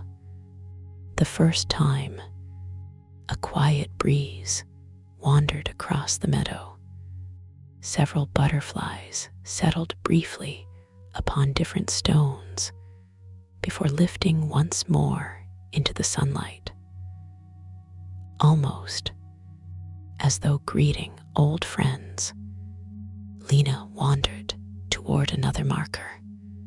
She carefully brushed away a fallen leaf with the greatest concentration imaginable. Then she smiled happily and ran back. Elias noticed she hadn't even read what the stone said. She simply wanted it to be easy for the next traveler to see. No one had asked her. No one had praised her. She had simply noticed. The realization warmed his heart. Perhaps kindness became effortless once attention became a habit. Ahead, the meadow slowly began rising toward another gentle hill. The butterflies drifted upward together, disappearing one by one beyond its crest. Lyra looked toward Elias with a quiet smile. "Beyond that hill," she said softly, "the garden keeps its oldest promise. For reasons he couldn't explain." The words made his heart beat just a little faster. Not with excitement, with recognition, almost, as though some forgotten part of his own story had been patiently waiting beyond that peaceful rise all along. They crossed the gentle rise together.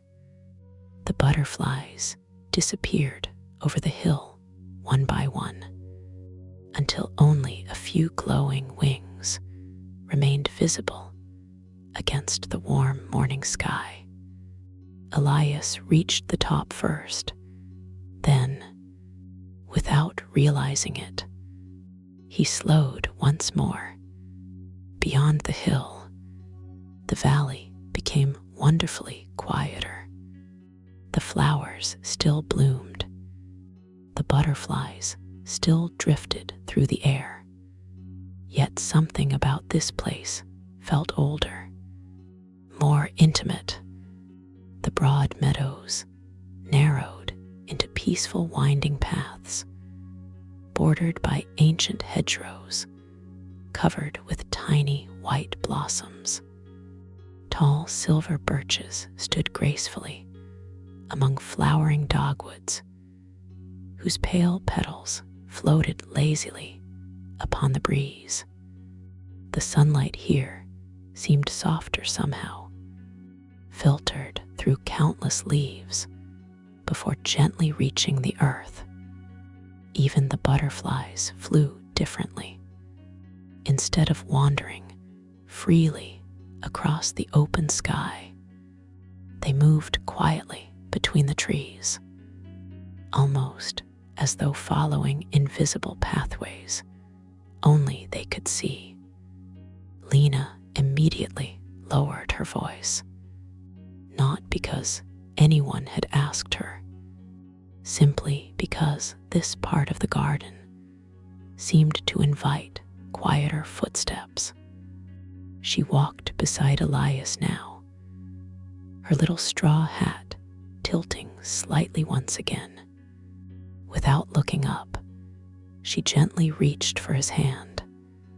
He smiled and let her tiny fingers rest comfortably in his own. They continued walking together. The path curved between flowering hedges until they reached a small wooden sign. Unlike every sign Elias had seen elsewhere in the hidden library, this one carried no elegant title, only 5 carefully carved words. "Walk slowly. Some things arrive quietly." Elias stopped. He read the sentence again. No explanation followed. No instructions. Only that simple invitation. Arya smiled softly. "I've always liked this one." Elias looked toward her. "Because it reminds us to slow down." She gently shook her head. "Because it reminds us that slowing down isn't something we do for ourselves." He waited. She looked toward the butterflies floating between the trees. "It's something we do, so we don't miss someone else." Those words lingered in the peaceful air. Lena looked thoughtfully at the sign. Then, without saying anything, she slowed her little footsteps even more. Elias noticed. So did Lyra. Neither mentioned it. They simply continued walking. A little farther ahead, the pathway crossed another tiny stream. This one was much narrower than before, Its water slipped gently beneath smooth stones covered with emerald moss. Beside the stream rested several small wooden cups, hand-carved, simple, beautifully worn by many quiet seasons. No one guarded them. No sign explained them. They simply waited beside the clear water. Elias picked one up. The cedar felt warm despite the cool stream beside it. "May I?" he asked. Lyra nodded. Of course. He dipped the little cup into the stream. The water tasted wonderfully fresh, cool, clean, with the faintest hint of wild mint. As he lowered the cup again, Lena quietly picked up another. Instead of drinking, she carefully filled it and placed it upon a flat stone beside the stream. Elias watched curiously. For someone else, she smiled. For anyone, then she looked toward a nearby butterfly. Or maybe, for nobody, she seemed perfectly happy with either answer. Lyra's smile carried quiet affection. The garden has taught her that not every kindness needs to know who receives it. Elias looked at the little wooden cup resting peacefully upon the stone. The water inside reflected the drifting butterflies above. No traveler stood nearby. No thirsty wanderer approached. Yet somehow, the cup no longer looked empty. It looked ready, and within the hidden library, ready had always been one of the gentlest forms of love. The little wooden cup remained upon the stone. Its clear water reflected drifting clouds, passing butterflies, and the quiet branches overhead. No one came to drink. No bird landed beside it. No traveler appeared along the winding path. Yet somehow, its purpose did not feel unfinished. Elias found himself smiling. The hidden library had always trusted tomorrow. Perhaps that was another form of hope. As they continued walking, the path narrowed beneath a graceful archway woven entirely from living branches.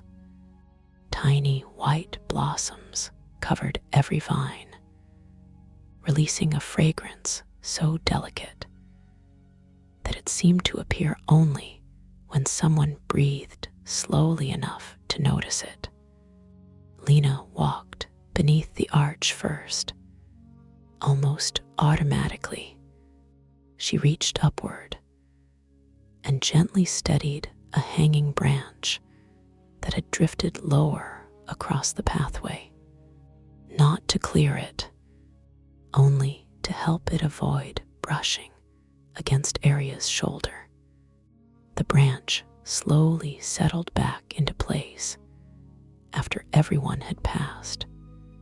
Elias noticed.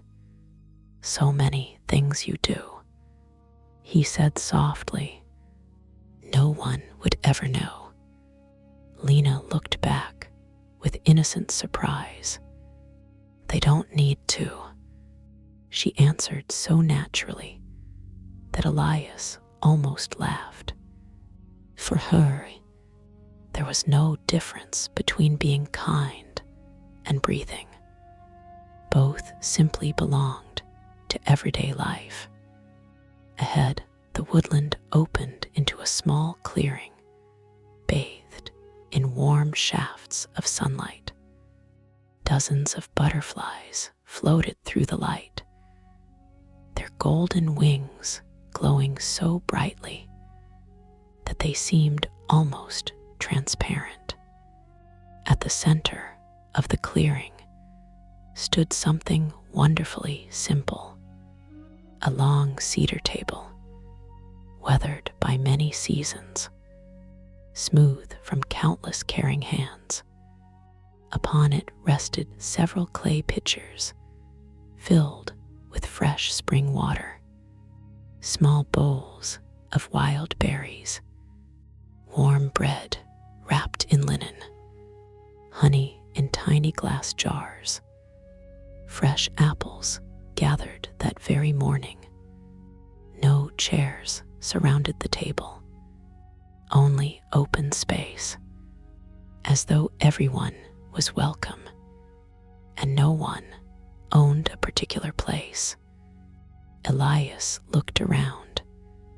There isn't anyone here. Lyra smiled. Not yet. He laughed quietly. I've heard that before today, and you'll hear it many times inside the hidden library. She gently rested her fingertips upon one of the clay pitchers. Hospitality always arrives before guests. The words reminded Elias of something, not from the garden, from much earlier, the station for sleeping travelers, blankets folded before anyone felt cold, tea poured before anyone arrived, lanterns glowing beside empty platforms. Now, a table waiting beneath quiet trees. The hidden library never repeated itself, yet somehow its heart always remained the same. Arya slowly walked around the table. She noticed one linen cloth had slipped partly onto the grass. Without interrupting the conversation, she folded it neatly back into place. Nothing dramatic, nothing anyone expected praise for. Just another small kindness disappearing into the morning. A golden butterfly drifted low across the table. Then another, then 3 more. They hovered briefly above the fresh bread before continuing toward the trees beyond. Elias watched them thoughtfully. They're leading us again. Lyra followed their graceful flight. Yes, this time, she said with a quiet smile, they're taking us somewhere very few travelers ever notice. And beyond the clearing, hidden beneath the shade of ancient silver birches, the butterflies disappeared into a narrow woodland path, no wider than a single pair of peaceful footsteps. The woodland path welcomed only 2 travelers at a time. Its narrow trail wound gently beneath graceful silver birches, whose pale trunks shimmered softly beneath ribbons of morning light. The butterflies disappeared one after another into the quiet forest ahead, not because they wished to hide, but because this place seemed to prefer discoveries made slowly. No one hurried. Lena walked beside Lyra now, quietly humming the same simple melody Elias had heard earlier that morning. The tune wandered gently through the trees. It never repeated itself exactly the same way twice. The butterflies nearest them seemed to drift almost lazily around the melody, not dancing, simply accompanying it. Elias smiled. "They really do like your songs."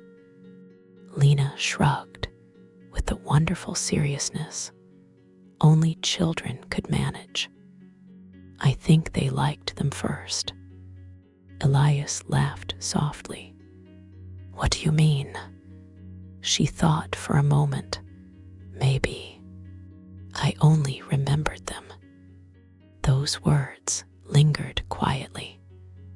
Remembered. Once again, the garden gently returned to the same beautiful idea. Not learning, remembering. Ahead, the woodland opened just enough to reveal dozens of tiny wooden houses hanging among the branches.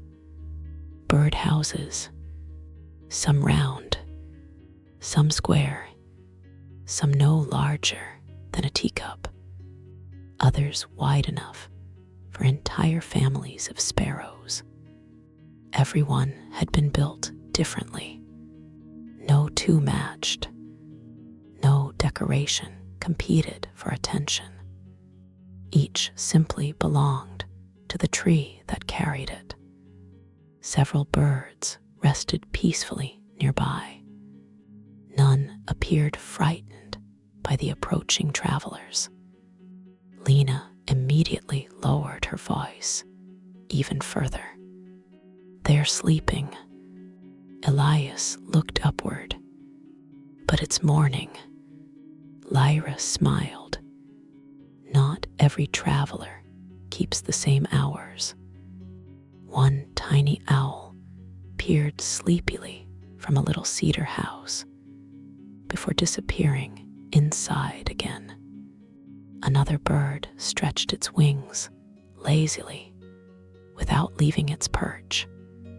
The forest itself seemed wonderfully patient with every different rhythm of life. As they continued walking, Elias noticed something remarkable. Many of the birdhouses had clearly been repaired. One roof carried newer cedar shingles. Another doorway had been carefully strengthened with fresh wood. One tiny perch had been replaced entirely. Yet nowhere could he find signs of who had done the work. No names, no carvings, no signatures, only quiet care. He gently touched one repaired birdhouse. The new wood blended so naturally with the old that only careful attention revealed the difference. "It almost looks untouched." Lyra nodded. "The best repairs often do." He looked thoughtfully toward her. "So people come here just to mend these." "Sometimes, and then they leave. Usually, without expecting anyone to know, without expecting the birds to remember, without expecting gratitude, simply because the little house deserved another season beneath the trees." A warm silence settled among them. Elias found himself thinking about the museum of forgotten evenings. There, beautiful memories had been carefully preserved. Here, small kindnesses were quietly maintained before anyone noticed they needed care. Different places, the same gentle heartbeat. Suddenly, Lena stopped. She pointed excitedly toward a low branch. "Look." Resting, there was a butterfly, unlike the others. Its wings were still golden, yet delicate silver patterns shimmered softly across them, like moonlight dancing upon calm water.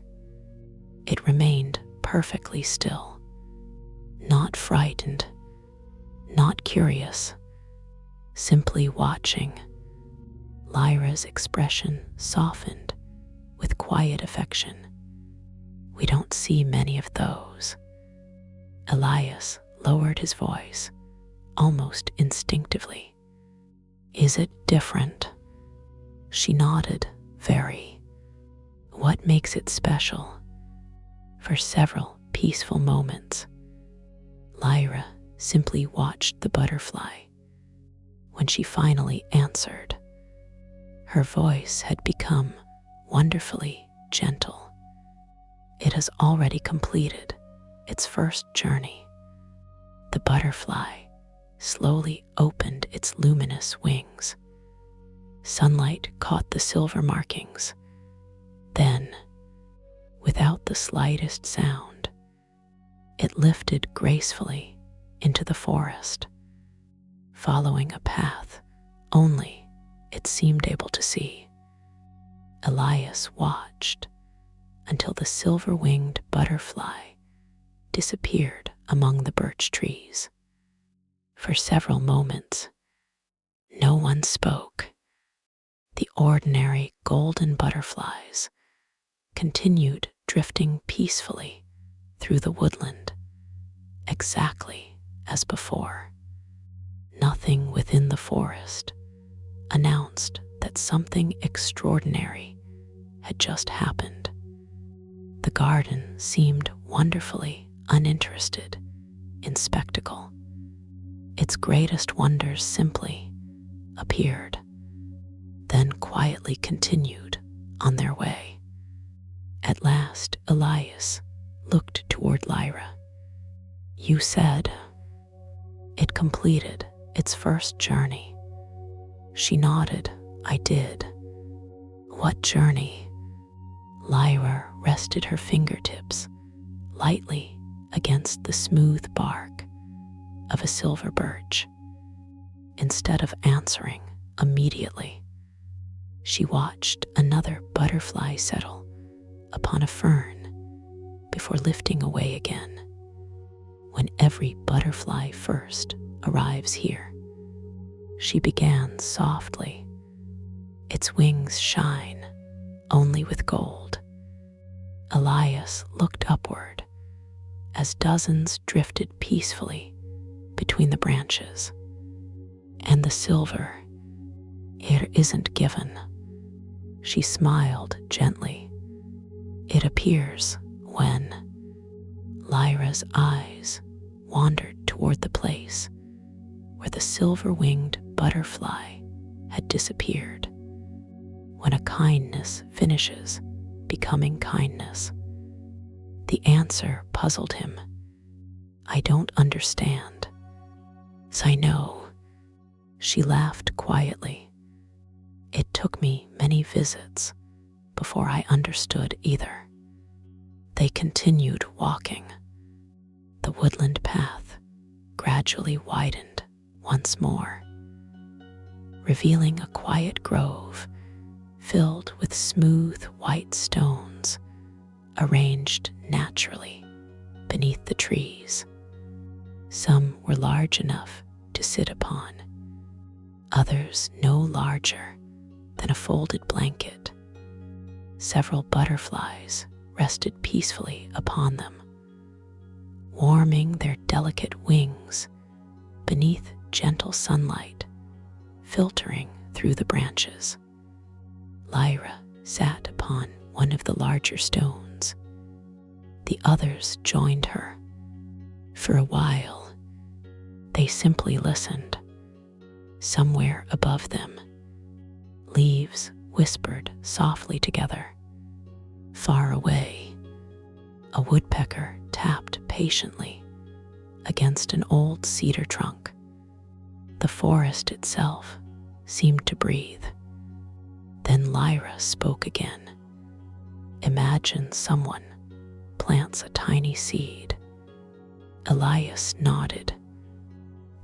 never see the tree. She smiled. Exactly. They may never sit beneath its shade. They may never taste its fruit. They may never even return to this place. She looked toward the drifting butterflies. But one day, someone else will. A golden butterfly floated gently between them. It rested for only a heartbeat upon the smooth stone before continuing onward. Lyra watched it go. The garden believes kindness is much the same. Sometimes it isn't complete when we perform it. It's complete much later, when someone finally receives what we quietly began. The thought settled deeply within Elias.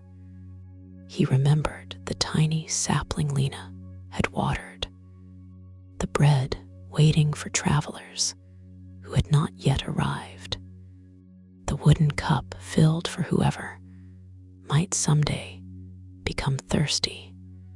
Each act had begun now, yet its true ending belonged somewhere in tomorrow, or perhaps years beyond tomorrow. Lena quietly reached into the pocket of her little apron. She removed 3 tiny acorns. Without saying a word, she carefully placed them beside the roots of 3 different young trees. Then she dusted off her hands. She looked perfectly satisfied. Elias smiled. "You don't know whether they'll grow." Lena smiled back. "I know. You do." She nodded happily. "They might." Then, after thinking very carefully, she added, "And might is enough." No one answered. No one needed to. Some truths became smaller, just before they became enormous. At that very moment, a familiar shimmer caught Elias's eye. High among the branches, the same silver-winged butterfly had returned. It circled quietly above the little grove once, only once, then disappeared beyond the trees again. This time, Elias noticed something he had missed before. It wasn't flying alone. A second butterfly, still completely golden, followed peacefully behind it. The young golden butterfly never tried to catch the older one. It simply followed, not closely, not fearfully, leaving enough space for both of them to travel peacefully through the morning air. The silver-winged butterfly never looked back. It didn't need to. Some lessons, Elias realized, were taught simply by walking the path first. He watched until both disappeared beyond the birch trees. Then he quietly asked, "Do they always travel together?" Lyra smiled for a little while, and then they each continue. One becomes the guide, the other becomes the traveler. She looked toward the quiet forest, and eventually their places change again. The answer settled gently into Elias's heart. Nothing within the garden remained fixed forever, not even those who guided others. Perhaps wisdom here was never about reaching the front. Perhaps it was about remembering what it felt like to walk behind someone kind. A gentle breeze wandered through the grove. Several leaves loosened from the birch branches above. They drifted slowly toward the earth before one tiny leaf could land upon a cluster of delicate wildflowers. A golden butterfly settled lightly against it. Its tiny wings changed the leaf's path only slightly, just enough. The leaf came to rest harmlessly upon the grass. Instead, the butterfly lifted away without hesitation. Elias smiled. It changed almost nothing. Lyra looked toward the flowers. It changed enough. Those 3 words echoed quietly inside him. Not everything needed to be transformed. Sometimes the smallest gentle change protected something beautiful without anyone ever realizing it had been protected at all. Lena wandered toward one of the white stones at the edge of the grove. Upon it rested a single pine cone. She picked it up carefully, turned it over in her little hands, then quietly placed it beneath the shelter of a nearby shrub. Elias watched curiously. It was already fine where it was. Lena nodded, but now the squirrels can find it easier.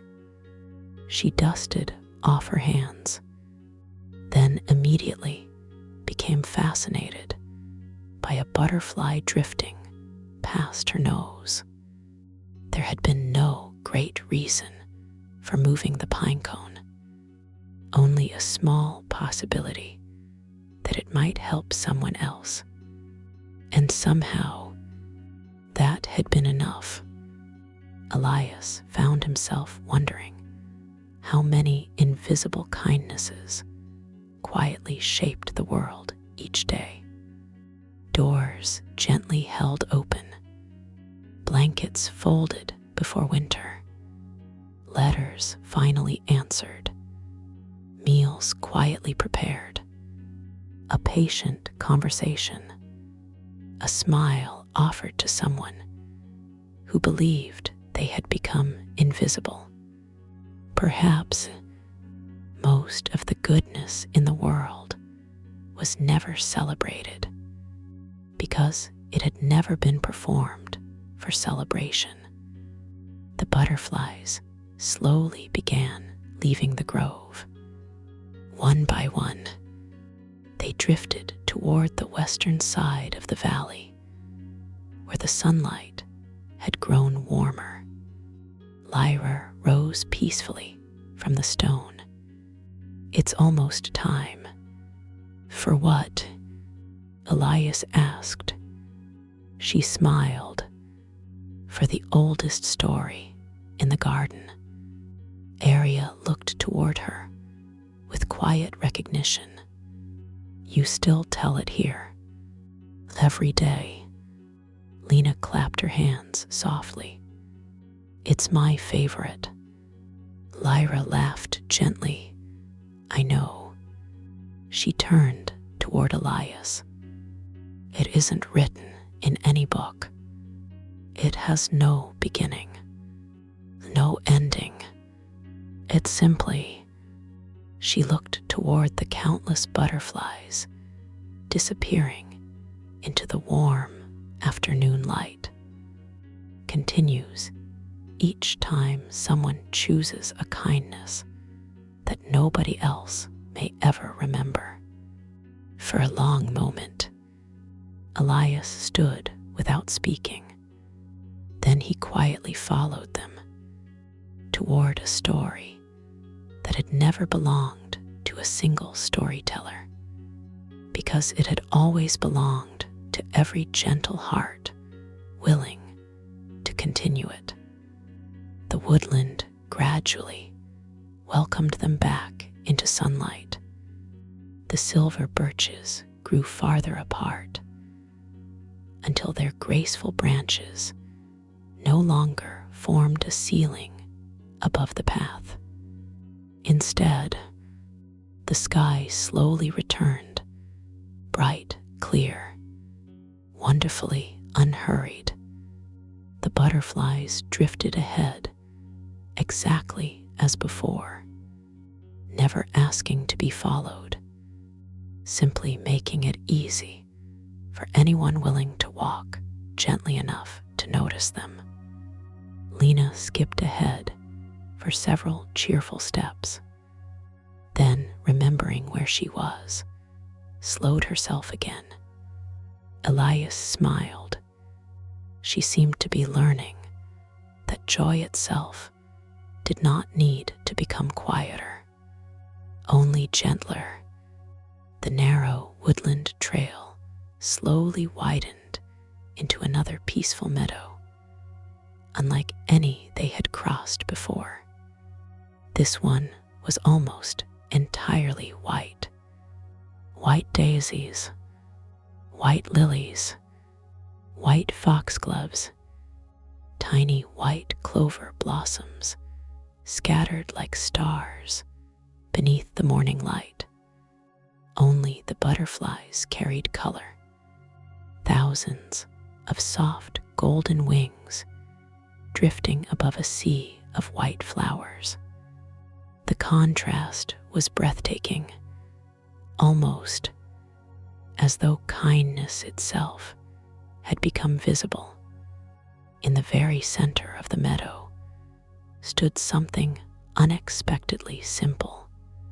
Not a temple, not an ancient tree, not another cottage, only a circular stone fountain, no higher than Elias's waist.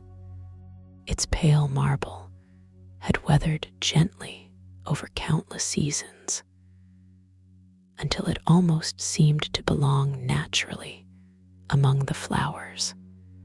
Crystal clear water rose silently from its center before spilling peacefully over the smooth edges into a shallow pool below. No statue stood within it. No inscription explained its purpose. Only water, only silence, only butterflies. Dozens of them rested upon the fountain's rim. Others floated low above the water before continuing across the meadow. Several landed upon the surface itself for the briefest heartbeat, without leaving even the smallest ripple. Elias slowed. This place feels. He searched quietly. Important. Lyra nodded. It is. Is this the oldest place in the garden? She smiled. No. But every path eventually finds its way here. Arya stepped toward the fountain. Instead of looking into the water, she gently touched its cool stone edge with her fingertips, almost like greeting an old friend. Lena did exactly the same. Neither spoke, neither explained. The simple gesture felt wonderfully familiar. Elias found himself doing the same. The marble felt cool beneath his hand, steady, comforting, as though countless peaceful mornings had quietly settled into the stone itself. For a moment, nothing happened. Then, a single golden butterfly descended from above. It landed softly upon the back of Elias's hand. Not the blossom lantern, not the fountain, his hand. It remained there peacefully. peacefully. Its tiny wings opened and closed once, twice. Then it lifted away again, circling the fountain before disappearing among the countless others. Elias looked toward Lyra. They always seem to know. She nodded gently. They notice? No. Elias whispered thoughtfully. I think they remember. For the first time since entering the garden, Lyra's smile carried the quiet satisfaction of a teacher, hearing a student discover an answer without being given one. She said nothing because there was nothing left to explain. Some understandings only became real once someone spoke them to themselves. For several quiet moments, they simply remained beside the fountain. No one hurried to continue. The butterflies seemed perfectly content to drift above the still water, rising and falling with the slow rhythm of the breeze. The fountain itself made almost no sound, only the soft whisper of fresh water slipping gently over smooth marble.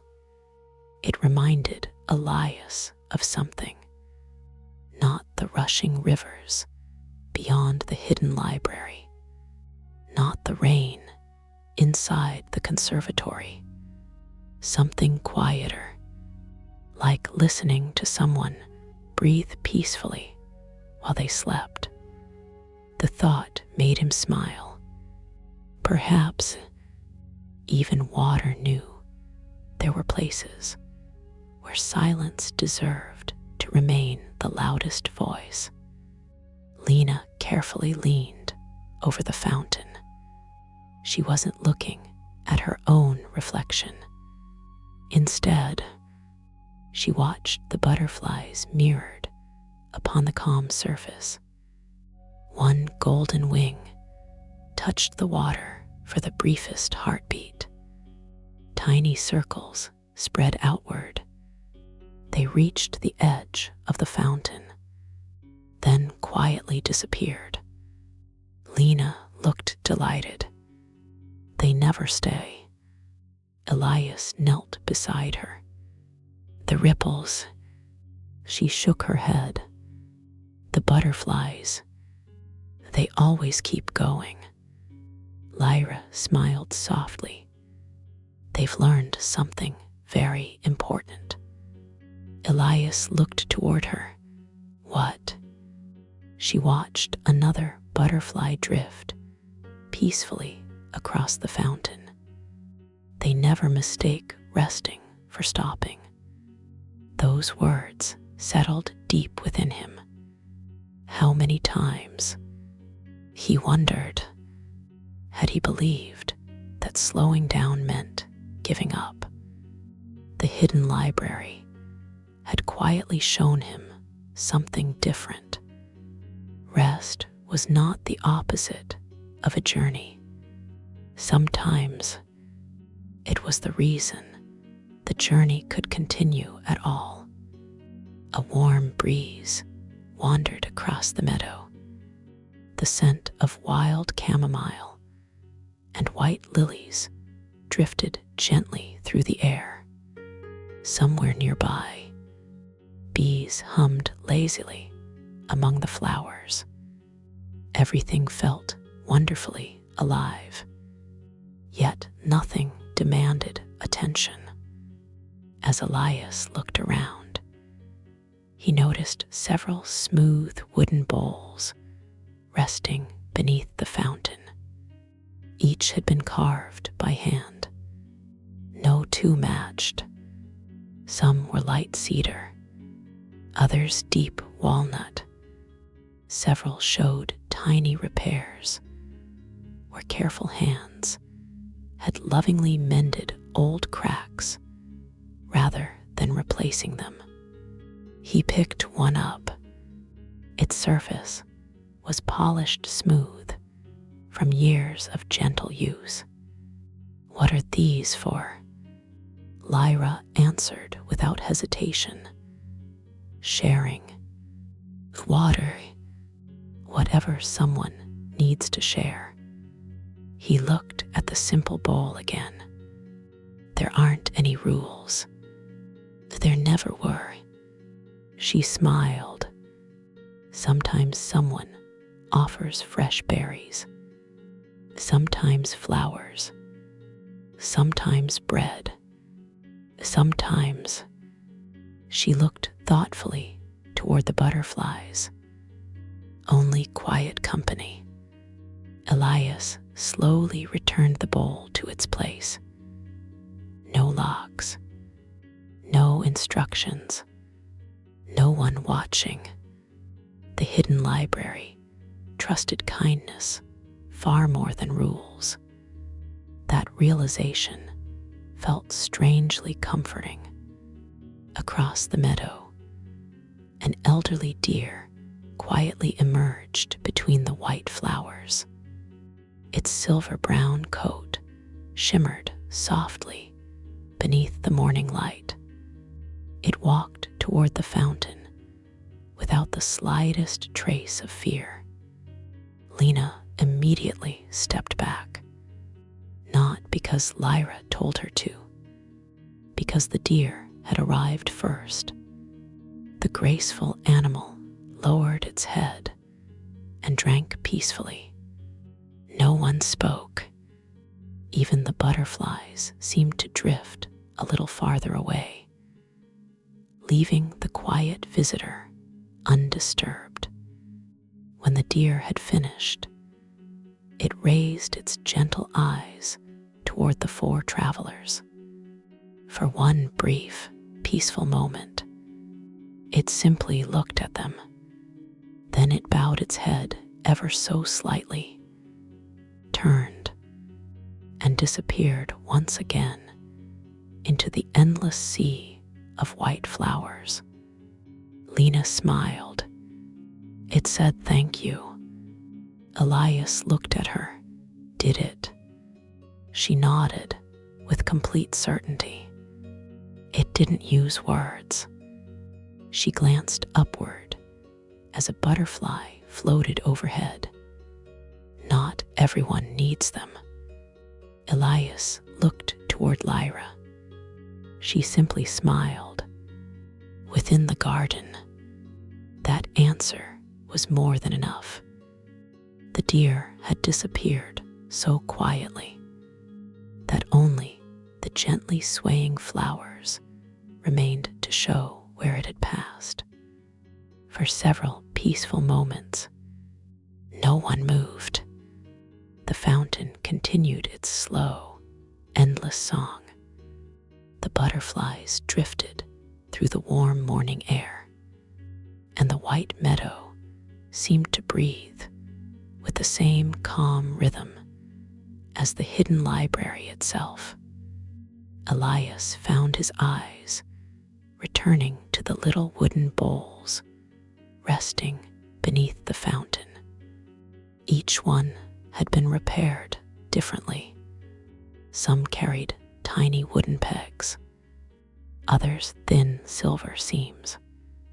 One bowl even bore a delicate patch carved from a completely different kind of wood. Instead of hiding the repair, the craftsman had allowed it to become part of the bowl's story. He gently lifted that one. His fingers followed the smooth silver line crossing its side. It isn't trying to pretend. It was never broken. Lyra smiled. No, it remembers. Elias looked thoughtfully at the bowl. And that's considered beautiful here. It always has been. She accepted the bowl from him and carefully filled it with fresh water from the fountain. Then, instead of placing it back where it had been. She carried it beneath the shade of a nearby willow tree. There, almost hidden among the long silver branches, rested another small stone basin. It was completely empty. Lyra poured only half the water into it, then returned the bowl to its place beneath the fountain. Elias watched curiously. Another traveler. Perhaps she looked toward the willow, or perhaps someone who cannot easily reach the fountain, almost as though the garden wished to answer. A tiny hedgehog slowly emerged from beneath the willow roots. Its little nose twitched curiously. It wandered toward the shallow stone basin and began drinking peacefully. Lena's face lit with quiet delight. "I forgot he sleeps there," she whispered so softly that even the breeze almost carried the words away. The little creature finished drinking, then disappeared once more beneath the roots without ever noticing the travelers. Lyra smiled. He didn't need to know who filled it. Elias slowly nodded. The pattern had become unmistakable now. The garden never celebrated the person who performed the kindness. It quietly protected the one receiving it. Perhaps that was why the valley felt so peaceful. No act competed with another. No kindness asked to be remembered. Across the meadow, the butterflies suddenly lifted together.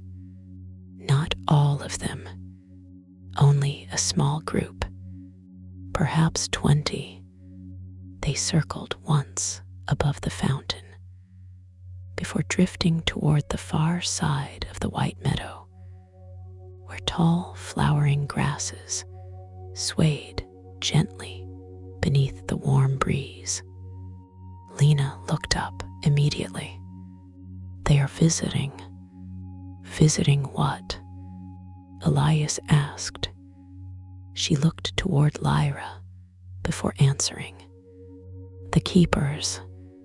Lyra gave the smallest nod. "I think," she said with a quiet smile, "it's time." They followed the butterflies across the meadow. As they walked, the flowers gradually became taller. White blossoms gave way to pale golden grasses that shimmered softly beneath the afternoon sun. The butterflies floated just ahead, never disappearing completely, always leaving enough golden light to gently guide those willing to follow. Far ahead, through the dancing grasses, Elias caught sight of several quiet figures, not standing together, not speaking. Each worked peacefully among the flowers with slow, thoughtful movements. From this distance, he could not tell whether they were gardeners, travelers, or something wonderfully in between. The figures worked so quietly that for a long while Elias wondered whether they had noticed the visitors at all.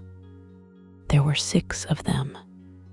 An elderly man with silver hair, carefully tying a climbing rose to a cedar trellis. A young mother kneeling beside a flower bed, while her little son patiently gathered fallen leaves into a woven basket.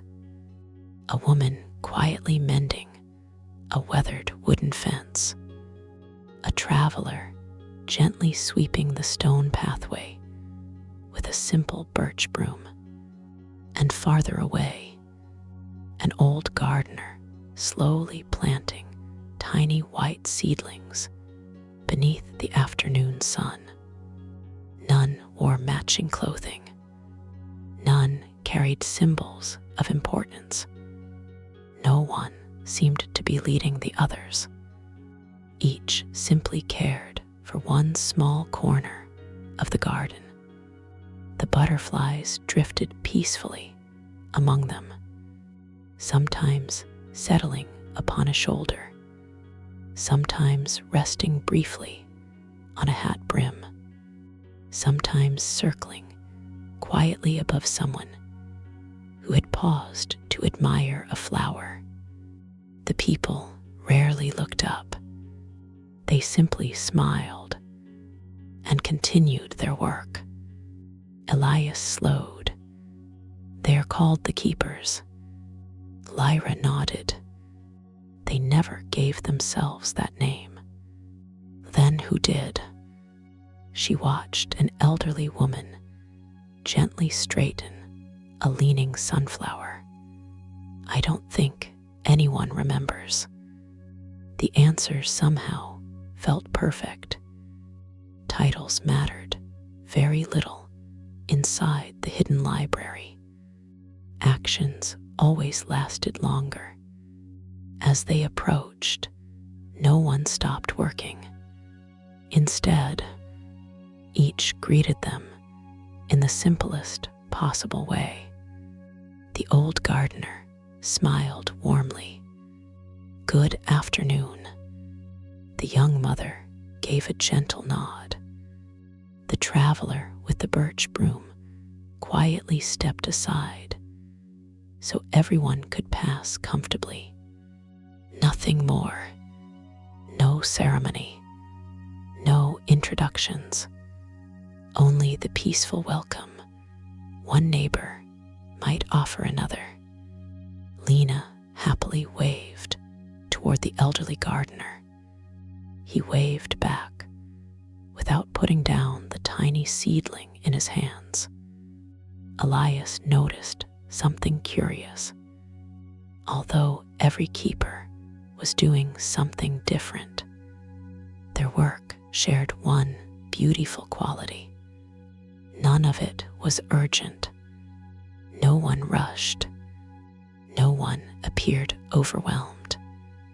Every movement carried quiet attention, almost as though caring itself was more important than finishing. The elderly gardener carefully pressed fresh soil around a tiny flower, no larger than his thumb. He gently patted the earth twice, smiled, then stood slowly with a contented sigh. Only then did he notice Elias watching him. He walked over with calm, steady footsteps. His face carried countless gentle lines, shaped by years of smiling rather than worry. "First visit?" he asked kindly. Elias nodded, yes. The old man looked across the meadow, where butterflies drifted peacefully through the warm light. "They've already begun teaching you." Elias smiled. "I hope so." The gardener chuckled softly. "They always begin before we realize the lesson has started." He reached into the pocket of his simple linen apron. From it, he removed a tiny cloth pouch. Carefully, he opened it. Inside rested dozens of flower seeds. Nothing extraordinary, nothing magical, ordinary little seeds. He held the pouch toward Elias. "Would you help me?" Elias looked surprised.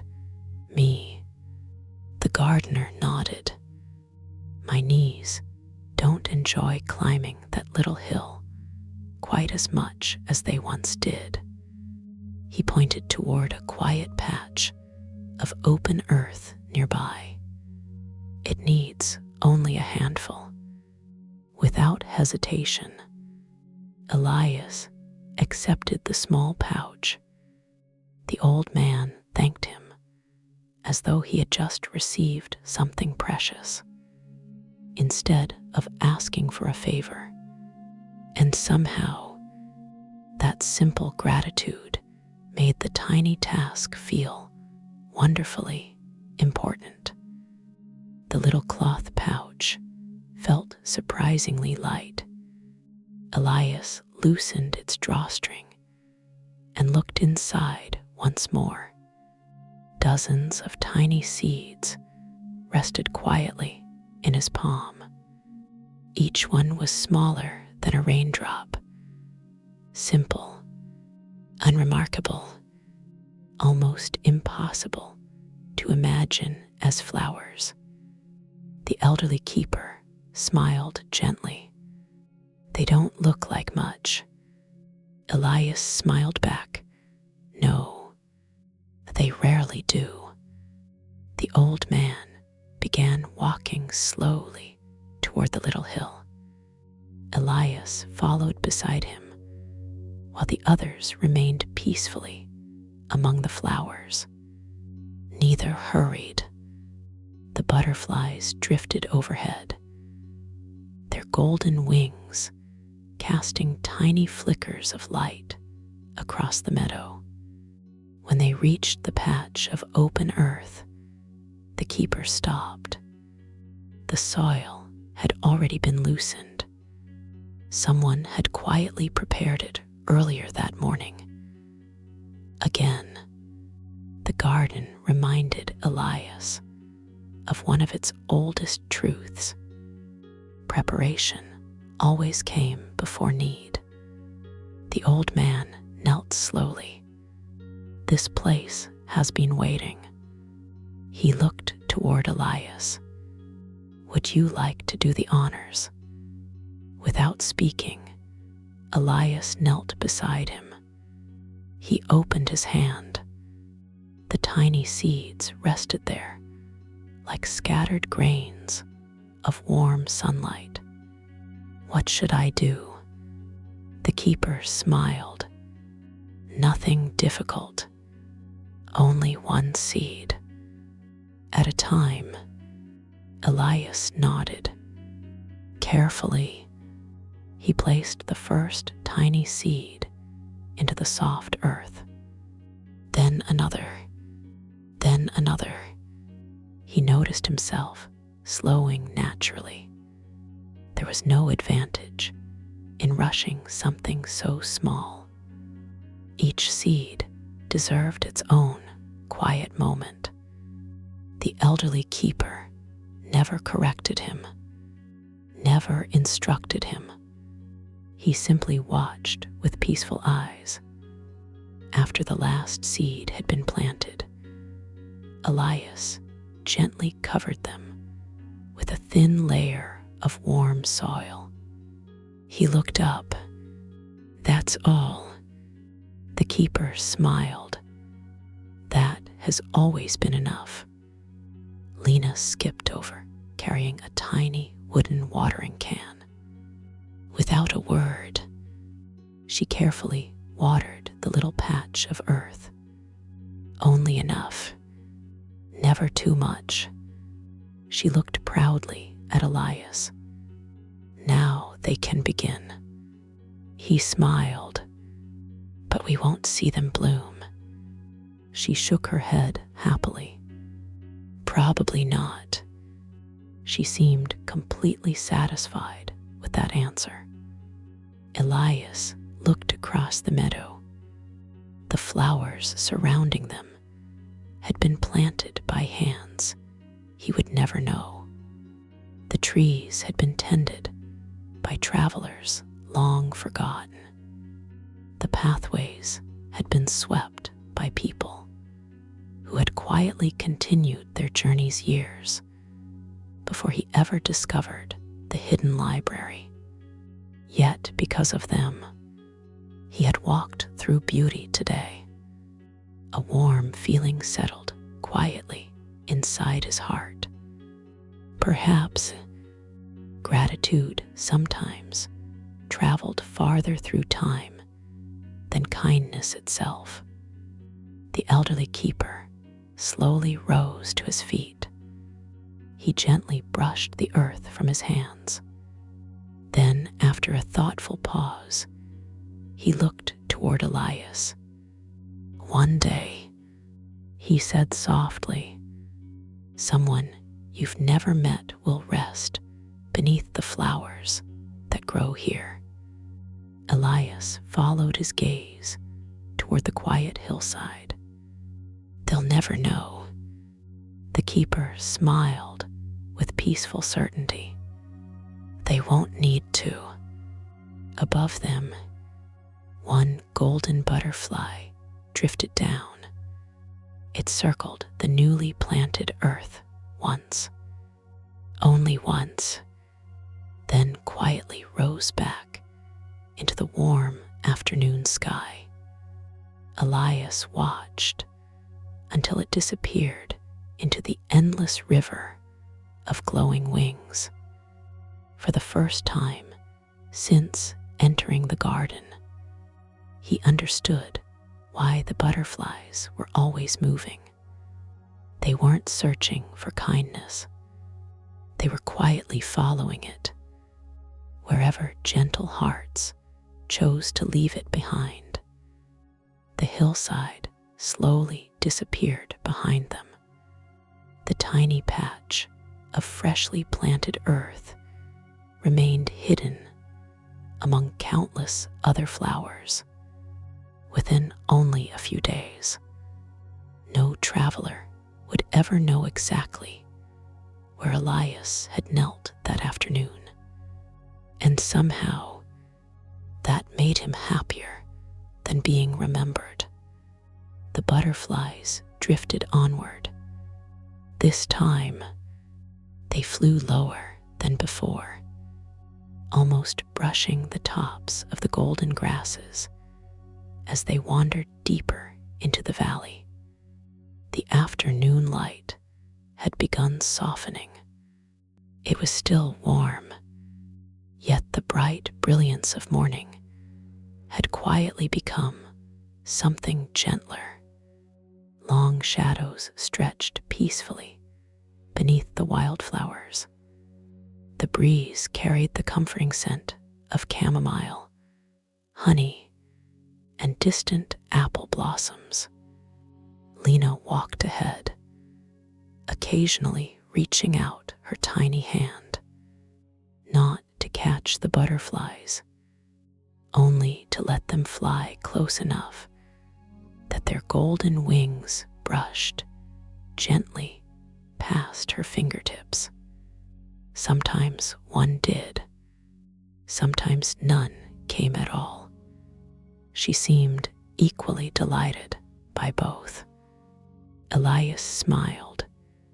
She had learned something very few adults remembered. Beautiful things were never less beautiful simply because they refused to be possessed. The pathway curved gently around another field of pale golden flowers before arriving at something unexpected. A simple wooden swing. It hung beneath the broad branch of an ancient willow tree, whose silver-green leaves whispered softly above the meadow. The swing itself was wonderfully ordinary. A smooth cedar seat, 2 sturdy hemp ropes, nothing enchanted, nothing glowing. Yet the butterflies gathered there in quiet numbers, drifting lazily beneath the willow branches, as though the old tree had become another peaceful resting place along their endless journey. Lena immediately looked toward Lyra. "May I?" Lyra smiled. "You never have to ask the willow." Lena laughed happily and climbed onto the swing. She barely pushed herself. The swing moved only a little. Forward, back, never high, never fast. The movement matched the slow rhythm of the valley itself. Arya quietly sat upon the grass beneath the willow while watching the butterflies drift through the hanging branches. Elias rested one hand against the ancient trunk. The bark felt wonderfully cool beneath his fingertips. He noticed hundreds of tiny carved hearts, not names, not initials, only hearts, each no larger than a thumbnail, each weathered by countless peaceful seasons. None looked fresh. None had been carved recently. He looked curiously toward Lyra. "The travelers," she nodded. "A long time ago, they used to carve their names. What changed?" She smiled gently. One little girl asked a very beautiful question. "What was it?" Lyra looked up into the willows, softly moving branches. She asked, "If kindness doesn't belong to only one person, why should the tree?" The breeze wandered through the leaves.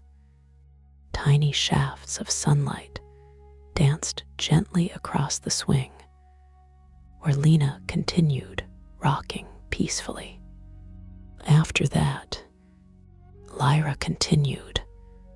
People stopped carving names. They simply carved little hearts. Elias looked again at the hundreds of tiny symbols scattered across the old trunk. No one could tell who had carved which one. No one knew whose kindness belonged to whom. The tree carried them all equally, and somehow it felt even more beautiful because of it. A single golden butterfly settled upon one of the oldest carved hearts. It rested there quietly, then lifted once again, joining the countless others floating peacefully beneath the willow's endless shade. The willow continued whispering above them. Its long silver-green branches swayed gently, brushing one another with the softest rustle imaginable. Lena had almost stopped swinging now. The movement had become so small that she seemed less like someone playing and more like another quiet part of the tree itself. A butterfly drifted lazily beneath the swing, then another. Soon 6 tiny golden wings floated peacefully around her, without ever disturbing the gentle rhythm. She smiled, not because they had come, because they were free to leave whenever they wished. Elias found himself wondering how often people mistook love for holding on, when perhaps it had always looked more like making someone feel safe enough to fly away. The thought lingered warmly inside him. Lyra walked toward the old willow and rested both hands lightly upon its weathered trunk. "This tree has watched many travelers." She spoke so softly that her words blended naturally with the rustling leaves. It has seen people arrive carrying heavy hearts. It has watched them leave carrying lighter ones. She smiled gently, but the tree has never asked what changed. Elias looked upward through the graceful branches. It simply offered shade. Lyra nodded. Exactly. For several peaceful moments, none of them spoke. The butterflies drifted through the willow branches like tiny pieces of living sunlight. Far away, a breeze wandered across the meadow, carrying the gentle sound of grasses swaying together. Eventually, Lena climbed carefully down from the swing. Before leaving, she placed one hand upon the smooth cedar seat, almost as though thanking it. Then she quietly straightened one of the ropes that had twisted slightly during her gentle swinging. She never mentioned doing it. She simply smiled and walked away. Elias noticed. Of course she had.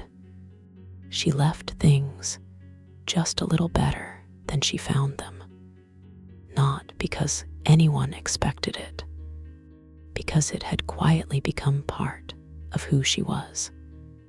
As they continued walking, the pathway slowly followed the edge of a broad field where hundreds of butterflies rested upon tall golden grasses. From a distance, the entire meadow shimmered like sunlight dancing across calm water. Then Elias noticed something unusual. Some butterflies never landed. They remained quietly circling above the field, always moving, always watching. He looked toward Lyra. They are different. She followed his gaze.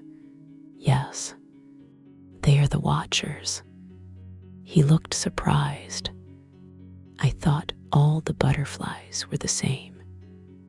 They all begin the same. She smiled, but every journey teaches something different. What do the watchers do? Lyra looked across the peaceful meadow. They notice what the wind notices. Elias smiled. And what does the wind notice? She laughed softly. The places where kindness might soon be needed. The answer sounded impossible. Yet somehow, inside the hidden library, it also felt completely natural. A single watcher butterfly drifted higher than the others. It circled slowly above the meadow, then quietly changed direction. Not toward the flowers, not toward the travelers, toward a narrow path, disappearing into a distant grove. Another watcher joined it, then another. They weren't gathering, they were guiding, not with urgency, only with quiet certainty. Arya followed their graceful flight with thoughtful eyes. I don't think they are inviting us. Elias glanced toward her. No. She smiled peacefully. I think they are inviting someone. He looked toward the empty path. No traveler could be seen. No footsteps echoed through the meadow. Yet somehow, the path no longer felt empty. It felt expected, as though somewhere beyond the gentle hills, Someone had already begun walking toward the garden. Without yet knowing it, Elias stood quietly, looking toward the empty path. Nothing moved there. No traveler appeared between the distant trees. Only sunlight rested peacefully upon the winding trail as butterflies drifted above it. Yet, the path no longer felt empty. It felt ready. The feeling reminded him of the hidden library itself, before he had ever discovered its great doors. It had already been waiting, not searching for him, simply remaining open until the moment he was ready to enter. Perhaps every act of kindness carried that same quiet patience. It did not chase people. It simply waited until someone finally arrived. The thought lingered warmly inside him. They continued walking. The meadow slowly gave way to another gentle grove, where ancient pear trees stretched graceful branches toward the afternoon sky. Tiny white blossoms still clung to many limbs, while others had already become small green fruit, swaying softly in the breeze. The butterflies moved differently here. Instead of flying high above the trees, they wandered gently between the branches. Every now and then, one would pause upon a blossom before continuing deeper into the orchard. Lena suddenly stopped. Oh, she hurried toward one of the younger trees. Its slender branch had bent beneath the weight of several growing pears. The little tree wasn't broken, only leaning. Without saying anything, Lena looked around until she found a smooth, fallen branch. It was almost exactly the right length. She gently pushed it into the earth beside the little tree, then carefully tied the leaning branch to its new support, using a piece of soft, woven grass. Not tightly, only enough to help it stand. Elias watched every careful movement. "You've done that before." She nodded. "Last spring. Who taught you?" Lena looked thoughtfully toward Lyra, then smiled. "The tree." Elias laughed softly. "The tree. It kept falling over, so..." She shrugged with perfect simplicity. It asked. No one corrected her, because somehow, inside the garden, her answer felt entirely possible. Lyra walked over and gently tested the little support. The branch stood comfortably now. "It will be stronger next year." She smiled. "And perhaps it won't need help anymore." Those words reached farther than the tree itself. Elias found himself thinking of every person who had quietly helped him during his own journey.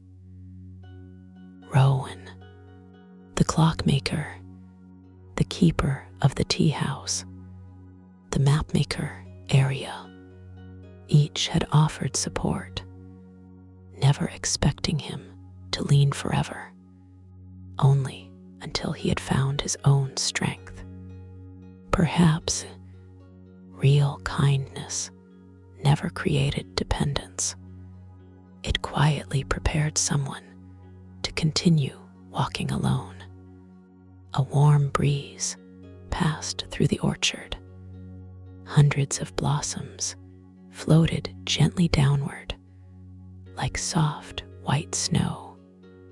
Golden butterflies drifted among them, until flowers and wings became almost impossible to tell apart. The entire orchard shimmered with quiet life. Then, far beyond the trees, a clear bell rang.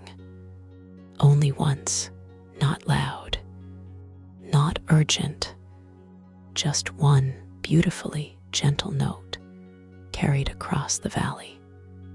Lena smiled immediately. They've arrived. Elias looked toward Lyra. The travelers. She nodded. The ones the watchers went to welcome. For the first time that afternoon, Elias understood something that had quietly surrounded him since entering the garden. The butterflies had never been guiding only him. They had always been guiding everyone. Each traveler, each flower, each small kindness, every path, not toward the same destination, but toward exactly the place where they were most gently needed. And somewhere beyond the orchard, new footsteps were already entering the garden, unaware that hundreds of tiny golden wings had quietly prepared the welcome long before they arrived. The gentle bell echoed only once. Its quiet note drifted across the orchard, then slowly faded into the warm afternoon air. No one hurried toward it. No one wondered who had rung it. The garden seemed wonderfully free from curiosity that belonged only to urgency. Lena simply smiled. They'll be walking through the white meadow now. Elias looked toward the distant hills. You know exactly where they are. She nodded. The butterflies always bring them the long way. The long way. He smiled. Wouldn't the short path be easier? Lyra's eyes sparkled softly. It would, but easier isn't always kinder. They resumed walking beneath the flowering pear trees. Golden butterflies drifted lazily between the branches, while soft white petals continued falling around them. The shortest path, Lyra continued gently, shows someone where they're going. She looked toward the meadow beyond the orchard. The longer path helps them become the person who arrives there. Elias found himself slowing. The words settled deeply inside him. Hadn't his own journey been exactly that? The clockmaker's wing hadn't merely shown him patience. The lantern river hadn't simply shown him hope. The tea house hadn't merely offered rest. Every destination had quietly changed the traveler before revealing the next door. Perhaps the hidden library never led anyone somewhere. It gently prepared someone to truly see where they had always been going. Ahead, the orchard opened into a broad clearing where dozens of young pear trees had recently been planted. Each tiny tree stood beside a simple cedar stake tied loosely with soft woven ribbon. None had grown taller than Elias's shoulder. Several butterflies rested quietly upon the highest leaves. The young trees looked hopeful. Not impressive, hopeful. Lena wandered among them with quiet delight. She greeted each tree exactly the same way. "Good afternoon."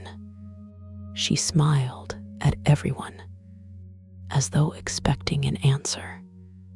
Perhaps she was receiving one. Elias noticed small wooden plaques resting beside each young tree. Unlike the memory stones, these carried no words at all, only smooth, blank cedar. He looked curiously toward Lyra. "They are empty. They are waiting for names." She gently shook her head. "For stories." Elias frowned thoughtfully. "I don't understand." Lyra rested her hand upon one of the young trees. "Every traveler who plants a tree leaves before knowing what it will become." She smiled warmly. "So the garden never writes the story too early. The plaque remains blank until the tree has lived long enough to tell it." Elias quietly ran his fingertips across the smooth cedar. No names, no dates, no promises, only trust. Trust that time itself would someday write something beautiful. A sudden flutter of golden wings caught everyone's attention. Nearly 50 butterflies lifted together from the young orchard. Not frightened, not scattered, united. They circled slowly above the newest tree, forming a glowing spiral beneath the warm afternoon sun. For one breathtaking moment, the entire orchard shimmered with living gold. Then, just as gently as they had risen, the butterflies settled once more. Nothing extraordinary had happened. Nothing had changed. Yet somehow, the young trees no longer looked small. They looked patient. And patience, Elias realized, might be one of the most beautiful kinds of faith. The butterflies settled gently once more. The young orchard became quiet again. Golden wings rested among tender leaves, while warm afternoon light drifted peacefully across the rows of newly planted trees. Elias looked at the blank cedar plaques one last time. He realized something. Every tree here was trusted with a future no one had tried to predict. No plaque hurried to declare what the tree would become. No traveler claimed ownership over its story. The garden simply waited. Perhaps that was another form of kindness, allowing life enough room to become itself. A gentle breeze wandered through the orchard. The young branches bowed together, not from weakness, from grace. Lena walked slowly between the little trees. Every few moments, she paused to straighten a ribbon that had become loose in the wind. Another time, she gently removed a pebble, resting too close to a tiny root. Then she simply continued walking. The little acts were almost invisible. Yet somehow, the entire orchard seemed quietly cared for because of them. Elias smiled. "You've done this before." She nodded happily. "Every time. You remember every tree." Lena thought very carefully, then shook her head. "No, I just remember that they are all trying." For a moment, no one answered. The sentence was so wonderfully simple that it needed nothing added to it. Lyra looked toward Elias. The garden has taught her something adults often forget. What? We are usually far kinder when we remember that everyone is still growing. Elias slowly looked across the young orchard again. Every tree leaned a little differently. Some stood perfectly straight. Others bent gently toward the sunlight. A few were still so small they barely reached above the grasses. Yet no one compared them. No one wished one tree would grow like another. Each was simply allowed to become itself. The realization warmed him deeply.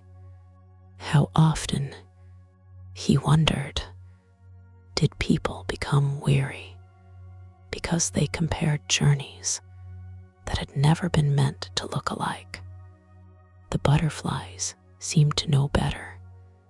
Each followed its own quiet path through the valley. Yet together, they filled the entire sky. Far beyond the orchard, another soft breeze carried laughter, very faint, almost hidden by distance. Elias looked toward the western hills. The new travelers. Lyra nodded. "They've reached the willow." He smiled. "They're walking the same path we did." For now, she looked warmly toward the distant meadow. But before sunset, their garden will already be a little different. Elias understood, not because the flowers would change, or the butterflies, because they would. Every traveler quietly reshaped the garden, not by taking from it, but by leaving one small kindness behind before continuing onward.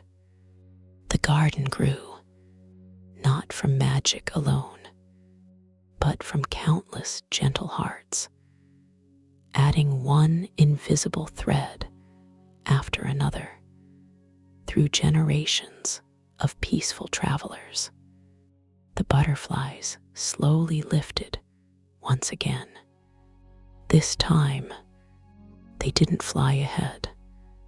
They simply circled above Elias for a single quiet moment, then spread gracefully across the valley in every direction, no longer leading, no longer guiding, only continuing their endless work, watching, remembering, welcoming, and somewhere deep within his own heart, Elias sensed that the garden had quietly finished teaching its first lesson, not because he had learned everything, but because he had finally begun noticing the things that could never be taught with words.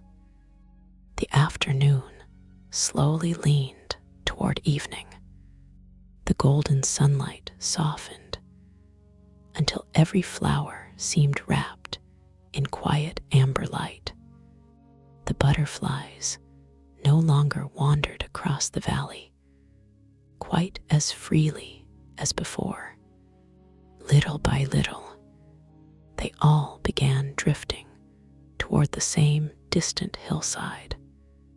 Not hurriedly, not together, simply one after another, like travelers quietly finding their way home.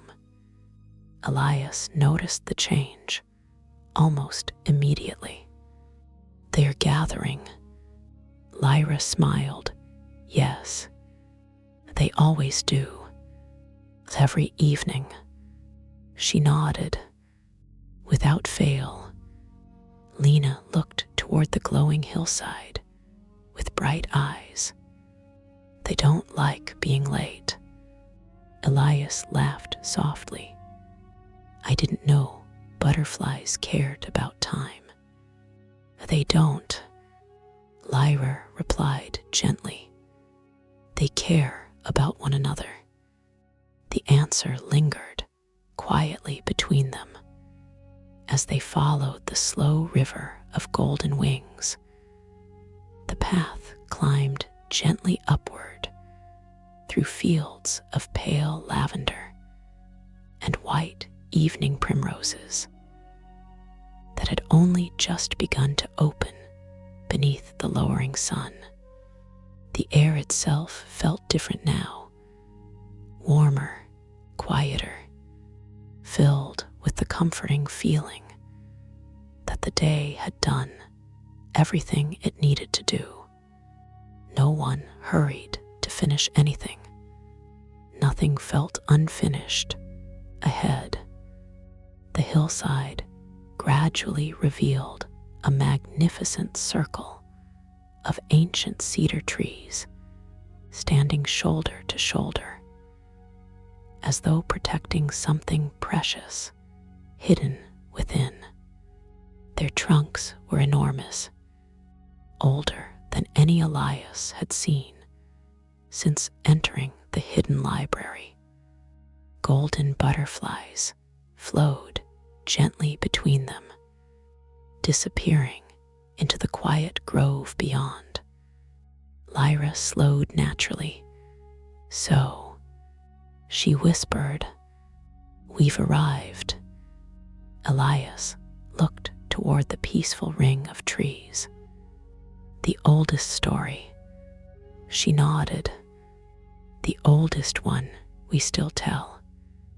Lena immediately reached for Arya's hand, not because she was frightened, because some places quietly invited people to walk together. They stepped beneath the ancient cedars.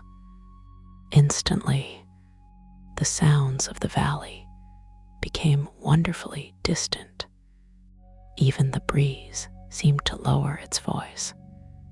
The grove was perfectly circular. Soft moss covered the earth.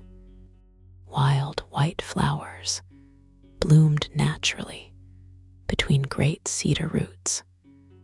Thousands, perhaps tens of thousands, of golden butterflies rested peacefully throughout the grove, upon branches, upon stones, upon flowers. Some even rested quietly upon the great cedar trunks themselves. None were flying. None seemed asleep. They simply waited together in perfect stillness. At the center of the grove stood something beautifully unexpected. Not a monument, not a throne, not a magical artifact, only an empty wooden bench, old, wonderfully worn, large enough for two people to sit side by side. Its cedar surface had become smooth through countless peaceful years. No carvings decorated it. No plaque explained its purpose. It simply waited beneath the oldest tree in the garden. Elias looked at Lyra. "Why is it empty?" She smiled, because every evening, someone always leaves space for one more heart. The words settled over the grove as gently as falling leaves. Elias looked again at the empty bench. For the first time, he understood that it wasn't waiting for an important person. It was waiting for whoever quietly needed to belong. No invitation required, no permission asked, only welcome. And somehow, among thousands of silent butterflies, that simple, empty place beneath the oldest cedar became the most beautiful thing Elias had seen all day. No one sat upon the bench. Not immediately. It did not seem like a place someone claimed. It felt shared. The butterflies remained perfectly still. Thousands of tiny, golden wings rested quietly throughout the ancient grove, catching the last warm light of the afternoon until the entire circle of cedars shimmered with a soft golden glow. Elias found himself lowering his voice without thinking, almost as though the grove itself had gently asked for quieter words. He looked around. There are so many. Lyra nodded. More arrive every evening, and everyone leaves again with the morning. Lena smiled. They don't belong here. Elias looked at her. They don't. She gently shook her head. This is only where they rest. Those simple words settled inside him. Only where they rest. The hidden library itself had taught him the same lesson many times. No destination had ever tried to keep him. The clockmaker had never asked him to stay. The tea house had never closed its doors behind him.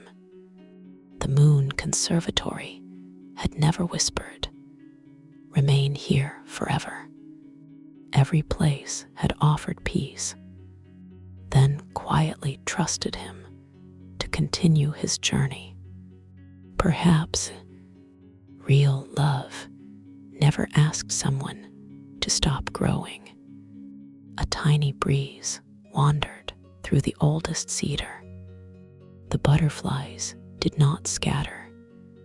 They simply moved together, like golden leaves breathing with the tree. The entire grove seemed wonderfully alive, yet perfectly calm. Lyra slowly walked toward the empty bench. She rested one hand upon its smooth cedar back. "My grandmother used to sit here." Elias looked toward her. "She cared for the garden before you." Lyra smiled, and before her, "My grandmother's grandmother." She laughed softly, and long before any of us, she gently traced the grain of the old wood with her fingertips. No one knows who built this bench. No record exists. No story remembers the hands. She looked toward Elias with peaceful eyes, but every traveler remembers how they felt while sitting here.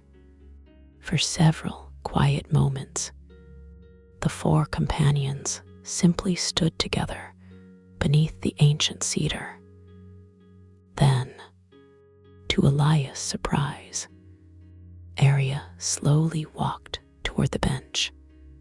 She sat down, not in the middle, only at one end, leaving the larger space beside her completely empty.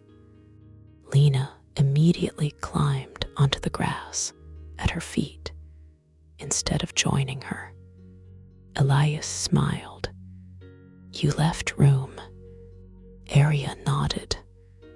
"There should always be room." "For who?" She looked toward the pathway leading into the grove. "For someone who doesn't yet know that they are welcome." The words touched something deep inside him. He thought of the very first night he had discovered the hidden library. How uncertain he had been. How impossible it had seemed that such a place could truly exist. Yet, someone had already left space for him, long before he arrived, long before anyone knew his name. The realization brought an unexpected warmth to his chest. Perhaps every beautiful place in the world survived because unseen people kept leaving one empty place. For the stranger who had not yet found the courage to come. Just then, the first evening star appeared above the cedar branches, a single point of silver light, quiet, patient. The butterflies nearest the center of the grove slowly opened their wings together, not to fly, only to greet the coming evening. Golden light shimmered softly beneath the ancient trees. Then, without warning, one butterfly gently settled upon the empty place beside Arya on the bench. A second joined it, then another. Within moments, the unoccupied half of the bench glowed beneath dozens of peaceful golden wings. Yet none landed where Arya sat, almost as though even the butterflies understood. One place had been kept for a traveler. The other had been kept for hope. No one disturbed the butterflies. Dozens of tiny golden wings rested peacefully upon the empty half of the old cedar bench, glowing softly beneath the first silver stars of evening. Arya remained perfectly still, almost as though she had become another quiet part of the grove. Lena sat cross-legged in the moss, watching the butterflies with complete contentment. She didn't count them. She didn't wonder why they had gathered there. She simply accepted that beautiful things sometimes understood one another without needing explanations. Elias slowly walked toward the ancient cedar standing behind the bench. Its trunk was so wide that even 3 travelers together could not have reached around it. Time had carved countless gentle folds into its bark. Yet despite its great age, it radiated remarkable life. Fresh cedar fragrance drifted quietly through the evening air. Its highest branches still reached eagerly toward the sky. Lyra joined him beneath the great tree. She rested one hand upon its bark. This cedar remembers every evening. Elias smiled. Everything. She shook her head. No, it remembers what people chose to keep. He looked thoughtfully toward her. The garden forgets. It lets go, she answered with quiet warmth. It knows the difference. Those words settled deep inside him. Until now, he had believed remembering everything was wisdom. Perhaps wisdom also required knowing what could gently be released. Lyra looked toward the bench. My grandmother told me something here once. Elias waited. She smiled softly. I asked her whether butterflies ever became tired. What did she say? Lyra's eyes followed a single butterfly drifting lazily between the cedar branches. She said, only when they carry what was never theirs to carry. The grove became wonderfully still. Elias lowered his eyes. How many burdens? He wondered. Had he quietly claimed as his own over the years? Expectations, regrets, questions with no answers. Perhaps gentleness toward oneself was also a kindness. And kindness, the garden had patiently shown him, always found its way back into the world. Just then, the oldest keeper quietly entered the grove. No announcement marked his arrival. No butterfly scattered. The elderly gardener simply walked with the same peaceful pace Elias had seen throughout the day. In his hands rested a small woven basket. Inside, only cedar cones. Nothing more.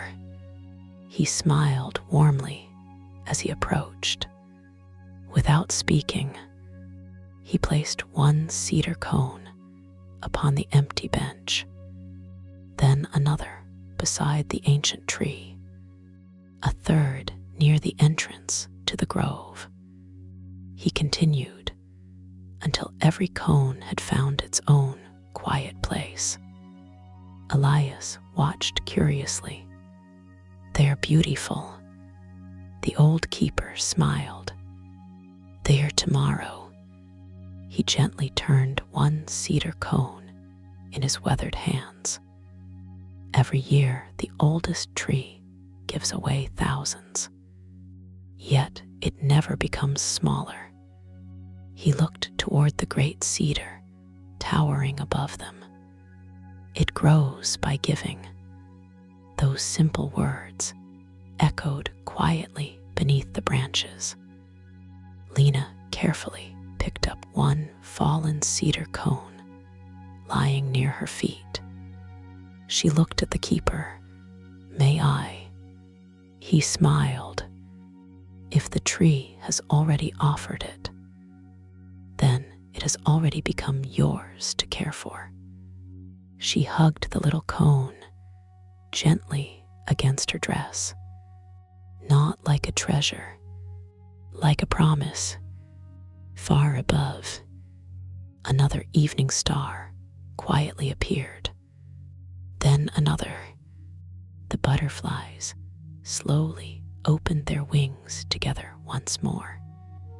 This time, their soft golden light rose gently beneath the ancient cedar until it almost seemed as though the first stars of the night had begun shining from the earth itself. No one reached for the cedar cones. Not immediately. They rested quietly throughout the grove, as though they had always belonged there. One beneath the ancient cedar, one beside the empty bench, others nestled among the moss, where butterflies rested peacefully beside them. The oldest keeper looked upward. The evening sky had deepened into soft shades of violet and sapphire. More stars quietly appeared between the cedar branches. He smiled. "It's almost time." Elias noticed that Lyra, Aria, and even little Lena all seemed to understand what those words meant. Only he remained quietly uncertain. No one explained. The hidden library had never hurried understanding. Instead, the elderly keeper slowly sat down upon the earth, not on the bench, beside one of the great cedar roots. The others joined him. Lena curled comfortably beside Lyra. Aria remained where she was upon the bench, still leaving the empty place untouched. Elias quietly settled among them. The grove became wonderfully still. Then the keeper began speaking. His voice was calm, warm, gentle enough that it almost blended with the evening breeze. A very long time ago, before anyone called this place the Garden of Golden Butterflies, there lived only one old cedar. Elias looked toward the enormous tree above them. It stood completely alone. No flowers, no meadow, no pathways, no cottages, no butterflies, only one tree, waiting beneath an empty sky. The butterflies remained perfectly motionless. Even the breeze seemed to listen. The old cedar watched many travelers pass. Some were joyful, some were lonely, some carried burdens too heavy for one heart. The keeper smiled softly. The tree wanted to help, but trees cannot walk beside travelers. They cannot speak. They cannot follow someone home. So every evening, it did the only kindness it could. He gently lifted one cedar cone from the moss. It gave away tomorrow. He placed the cone back where it had rested. Every season, the tree quietly offered seeds to the wind. It never knew where they landed. It never knew which ones would grow. It never asked. It simply continued giving. Silence settled gently beneath the branches. The keeper looked toward Elias. Many years passed. Some seeds became forests. Some became shade for weary travelers. Some became homes for birds. Some never grew at all. He smiled peacefully, but the old cedar never counted, because kindness was never measured by results. It was measured by the willingness to keep giving. A warm breeze wandered softly through the grove. Hundreds of butterflies slowly opened their wings together. Golden light shimmered beneath the ancient branches. The keeper's eyes reflected that gentle glow. And then something remarkable happened. He looked upward toward the countless butterflies resting among the cedar limbs. The first butterfly arrived. It rested upon one forgotten cedar cone that had grown into a tree no traveler remembered planting. The old keeper's smile became wonderfully quiet, and the garden understood that kindness is never truly forgotten. It simply returns, wearing different wings. Elias felt something quietly stir inside his heart. Not surprise, recognition.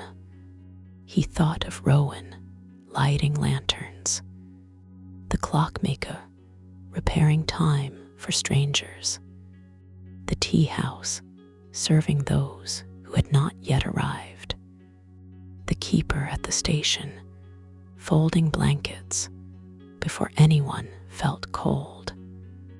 None of them had known where their kindness would finally bloom. Yet somehow, every path had led here, to a garden where unseen goodness had quietly become living light. Above them, one golden butterfly lifted gently into the evening sky. Then another, not leaving, simply rising high enough that their glowing wings began to mingle with the first stars. For one breathtaking moment, Elias could no longer tell where the butterflies ended and where the night itself began. The butterflies continued rising, not all at once, not as a great shining cloud, only a few, then a few more, until the evening sky itself seemed to breathe with gentle golden light. Some remained among the cedar branches, others floated upward until they disappeared among the first stars. No farewell, no announcement, only quiet continuation. The oldest keeper watched them with peaceful eyes. Then, after a long silence, he spoke once more. When I was very young, I asked my grandmother why the butterflies always rose toward the stars each evening. Lena smiled. I asked that too. The old keeper laughed softly. I imagine every child who has ever visited this garden has. He looked toward the deepening sky. My grandmother said, they aren't climbing toward the stars. They're carrying the light of the day gently into the night. Elias followed the last golden butterfly, still visible above the cedar trees. Its tiny glow slowly disappeared into the velvet sky, and somehow the night did not seem darker after it vanished.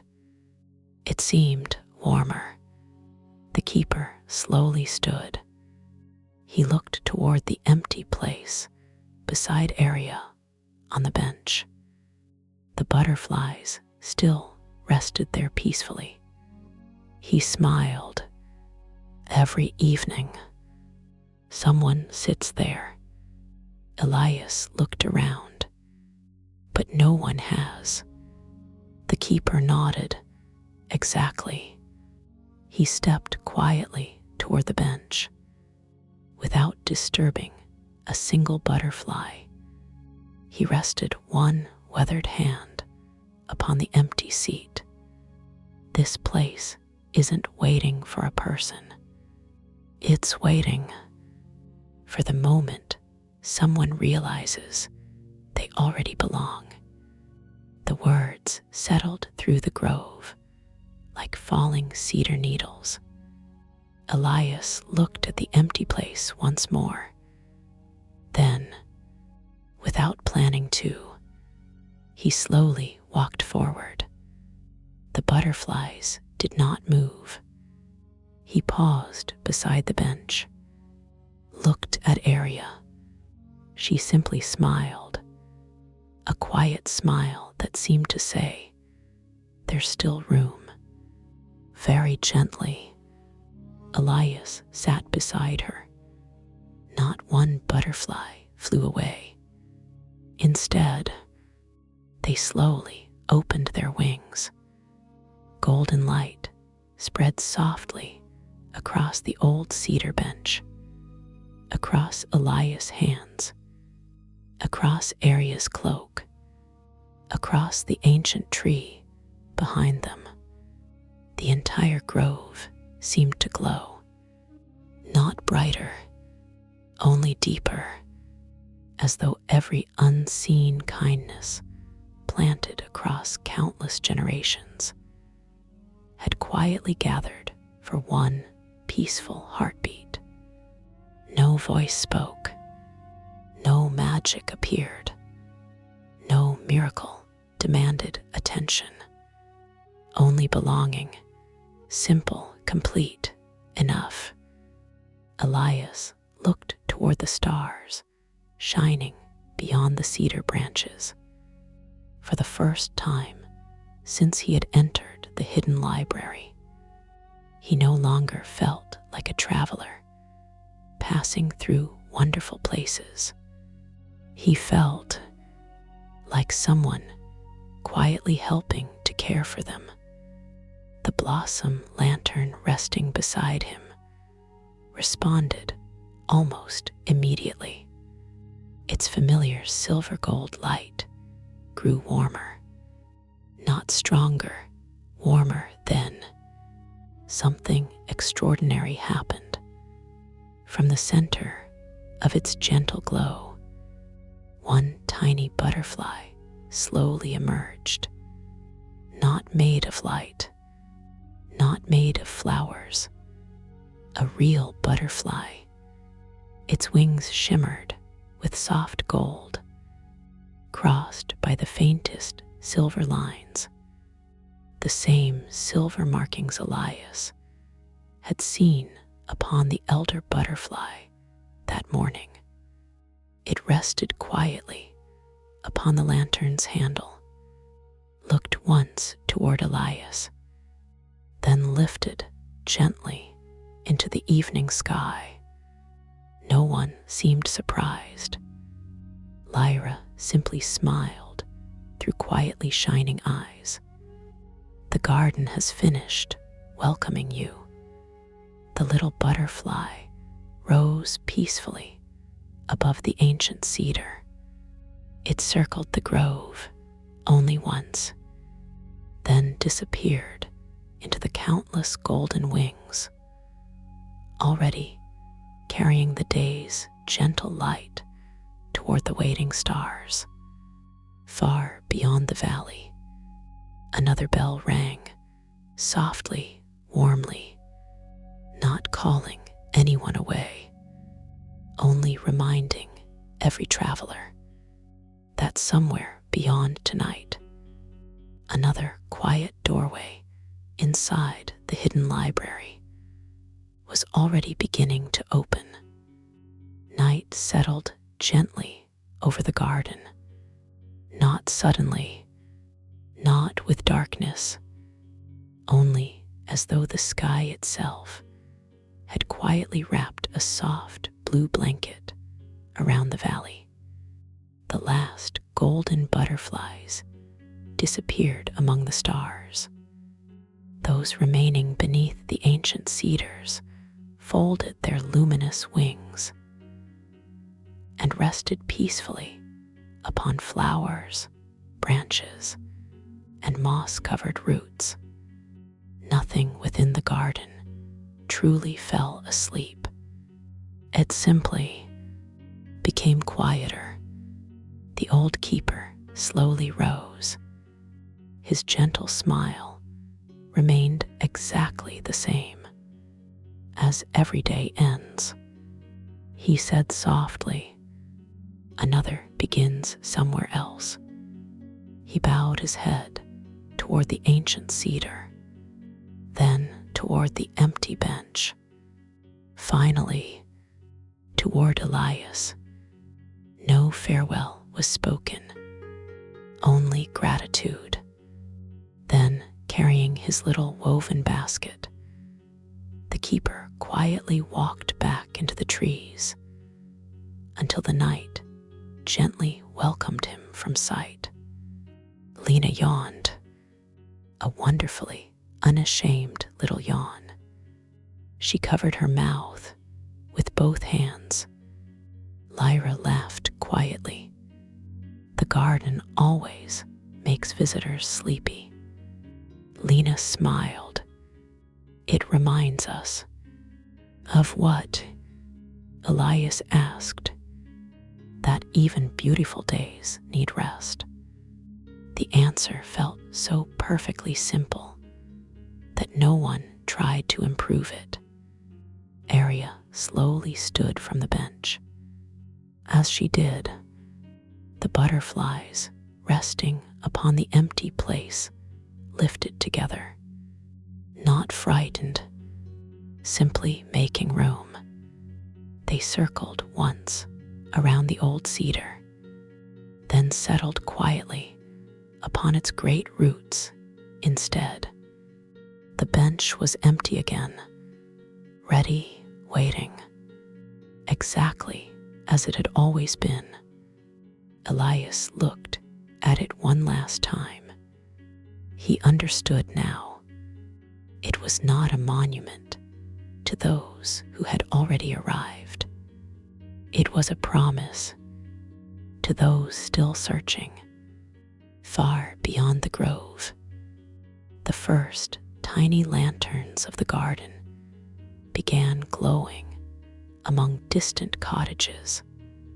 Warm amber lights appeared one by one beneath windows, along little pathways, beside quiet bridges and flowering gardens. No one seemed to light them. They simply welcomed the evening together. The sight reminded Elias of another place, the house where every window glowed. He smiled softly. Every destination inside the hidden library carried its own language. Yet somehow, they all spoke with the same gentle heart. Lyra noticed his expression. You remembered. He nodded. The house, the station, the tea house, the clockmaker. He looked across the peaceful valley. They were never separate places, were they? Lyra's eyes shone warmly beneath the starlight. They've always been chapters inside the same home. For a long while, no one spoke. There was nothing left that needed explaining. The garden had quietly answered a question Elias had never known how to ask. The hidden library was not built from rooms, or wings, or pathways. It was built from every kindness that continued traveling long after the one who offered it had gone. Above them, the stars quietly multiplied across the endless night, and somewhere beyond the ancient cedars, a single paper boat drifted silently along a narrow, moonlit stream. No one inside the grove noticed it. Not yet. It simply floated peacefully onward, following the current toward whatever gentle story awaited beyond the valley. The little paper boat continued drifting, unnoticed through the narrow stream. Moonlight rested softly upon its folded edges. The current carried it without hurry, without destination, as though even the water understood there was no reason to rush a peaceful journey. The stream curved gently beyond the ancient cedars before disappearing beneath graceful flowering branches. Then it was gone from sight. The garden returned once more to quiet stillness. Lyra slowly began walking toward the grove's entrance. The butterflies will sleep soon. She smiled over her shoulder. And so should we. Lena happily took her hand. Together, they followed the softly glowing woodland path, leading away from the ancient cedar. Aria walked beside Elias. Neither hurried to speak. Sometimes, sharing silence felt kinder than searching for words. The blossom lantern rested comfortably in Elias' hand. Its familiar silver gold glow had become wonderfully steady now, no brighter than before, yet somehow more peaceful, almost as though it had stopped searching. It already knew where it belonged. As they left the grove, Elias looked back one final time. The empty bench remained beneath the oldest cedar, quiet, patient, waiting for someone it had never met. He smiled, not because he was leaving, because he knew it would still be there tomorrow, and the day after that, ready to welcome another weary traveler, exactly as it had welcomed him. The thought filled him with unexpected comfort. Some kindnesses became beautiful precisely because they never belonged to only one person. The path descended gently through fields of sleeping flowers. Many blossoms had quietly closed beneath the cool night air. Others, especially the tiny evening primroses, had only just awakened beneath the moon. The garden never truly ended one day. It simply welcomed another rhythm. Lena suddenly stopped. She carefully knelt beside one small white flower growing near the edge of the path. Its delicate stem had become bent beneath the evening dew. Without thinking, she gently lifted it.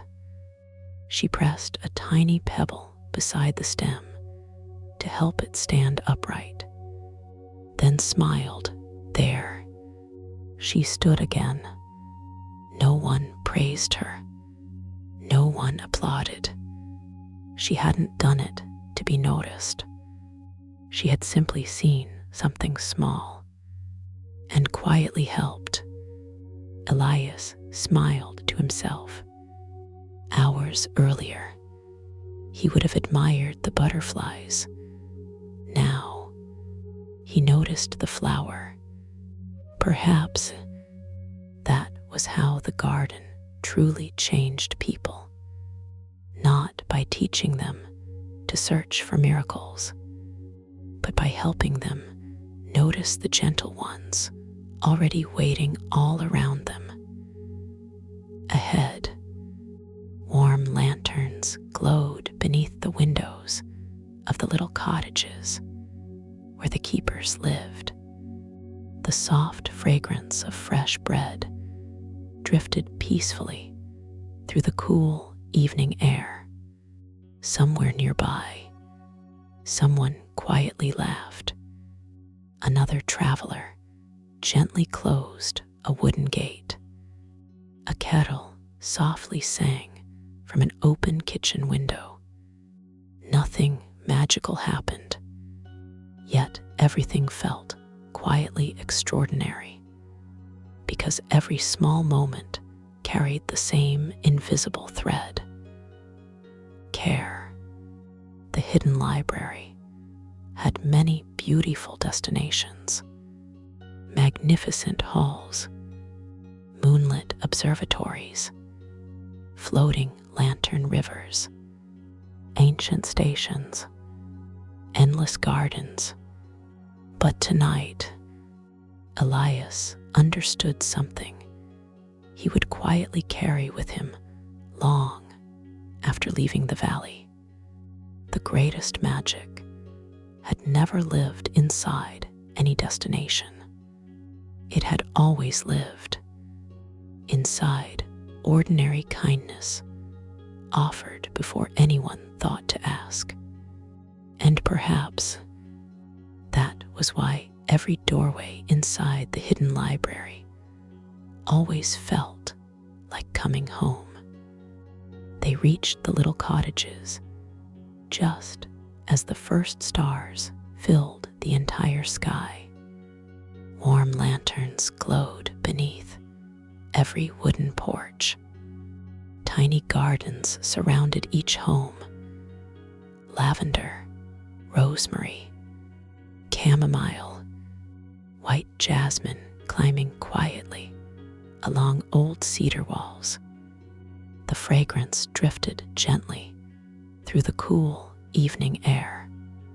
Several keepers sat together beneath a flowering arbor, not speaking very much. One slowly knitted a warm blanket. Another carefully repaired the handle of a wicker basket. An elderly couple quietly played a simple wooden board game while sharing a pot of tea. No one appeared busy, yet everyone was caring for something. The hidden library, Elias realized, had never confused peace with doing nothing. Peace often looked like quiet hands continuing gentle work. As the four travelers passed, the keepers smiled warmly. One woman raised her teacup in greeting. A little boy waved enthusiastically before returning to help his grandfather stack neatly split firewood beside a small cottage. Nothing grand, nothing remarkable, yet Elias found himself smiling at every little scene, because now he noticed what joined them all together.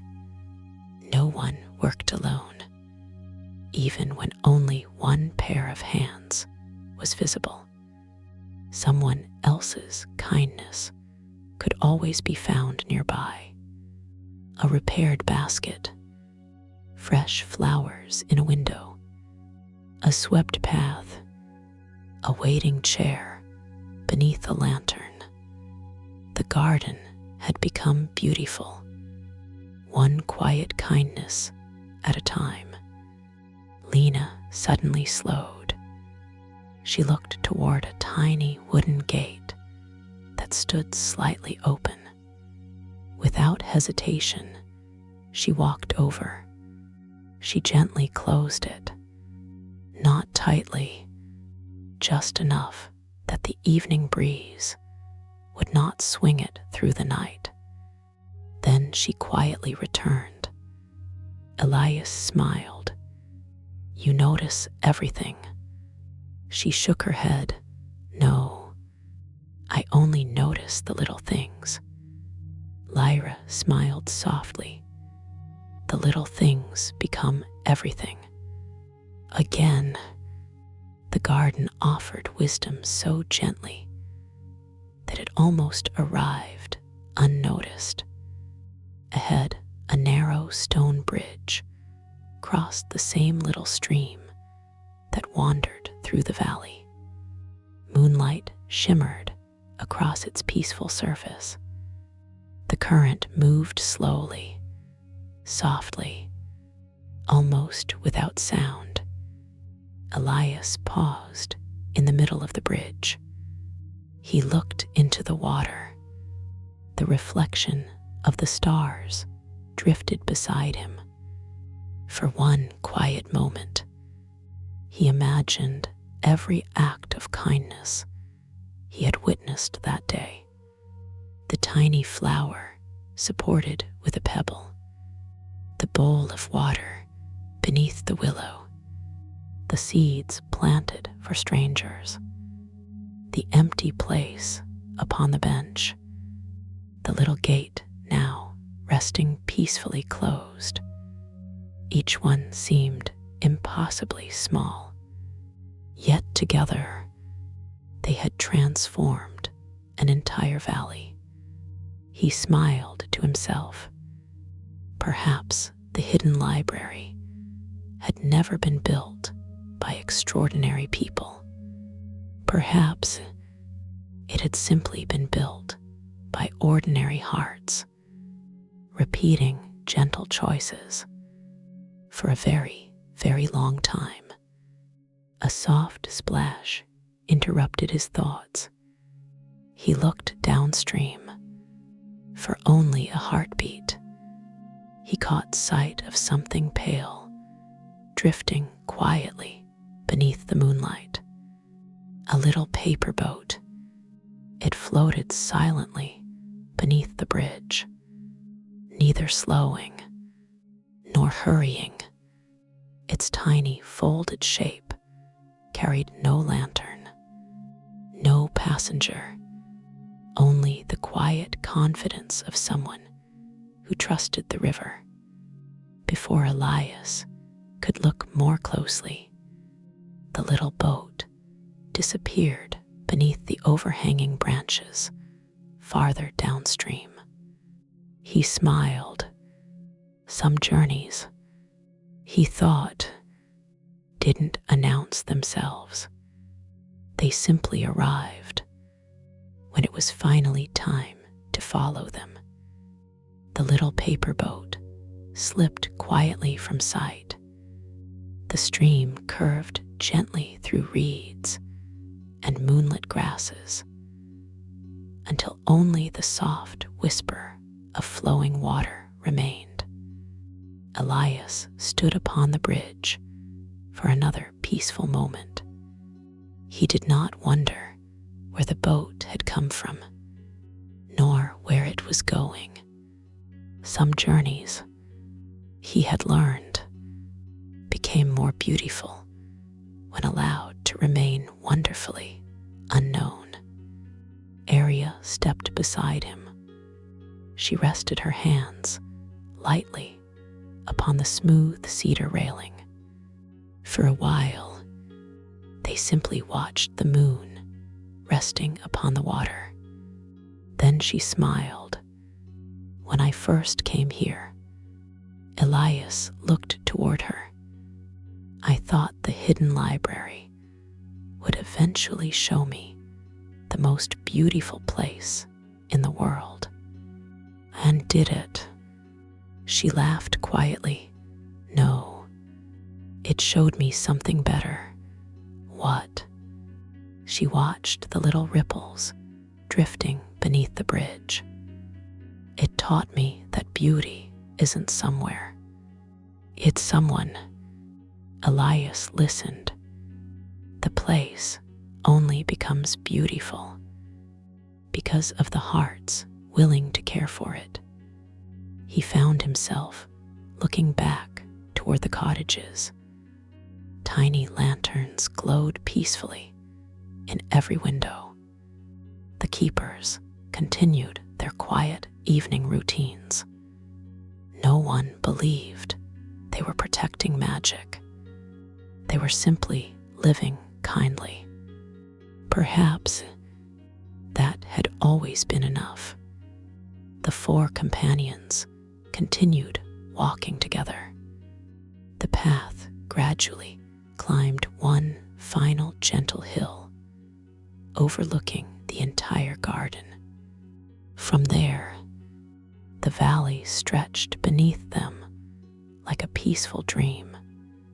Moonlight silvered the winding streams. The ancient cedar grove rested quietly at its center. The white meadows shimmered softly beneath the stars.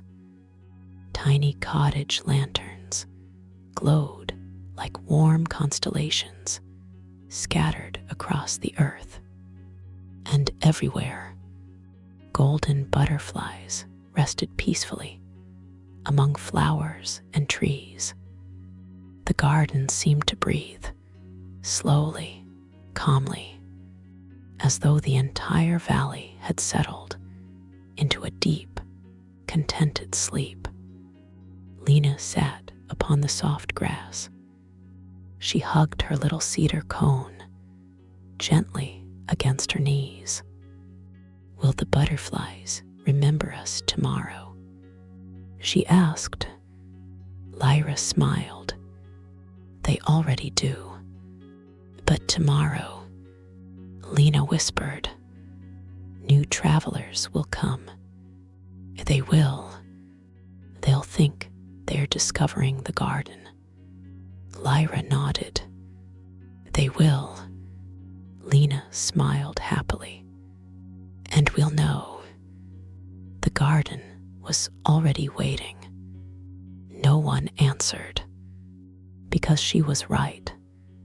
Elias looked across the moonlit valley one final time.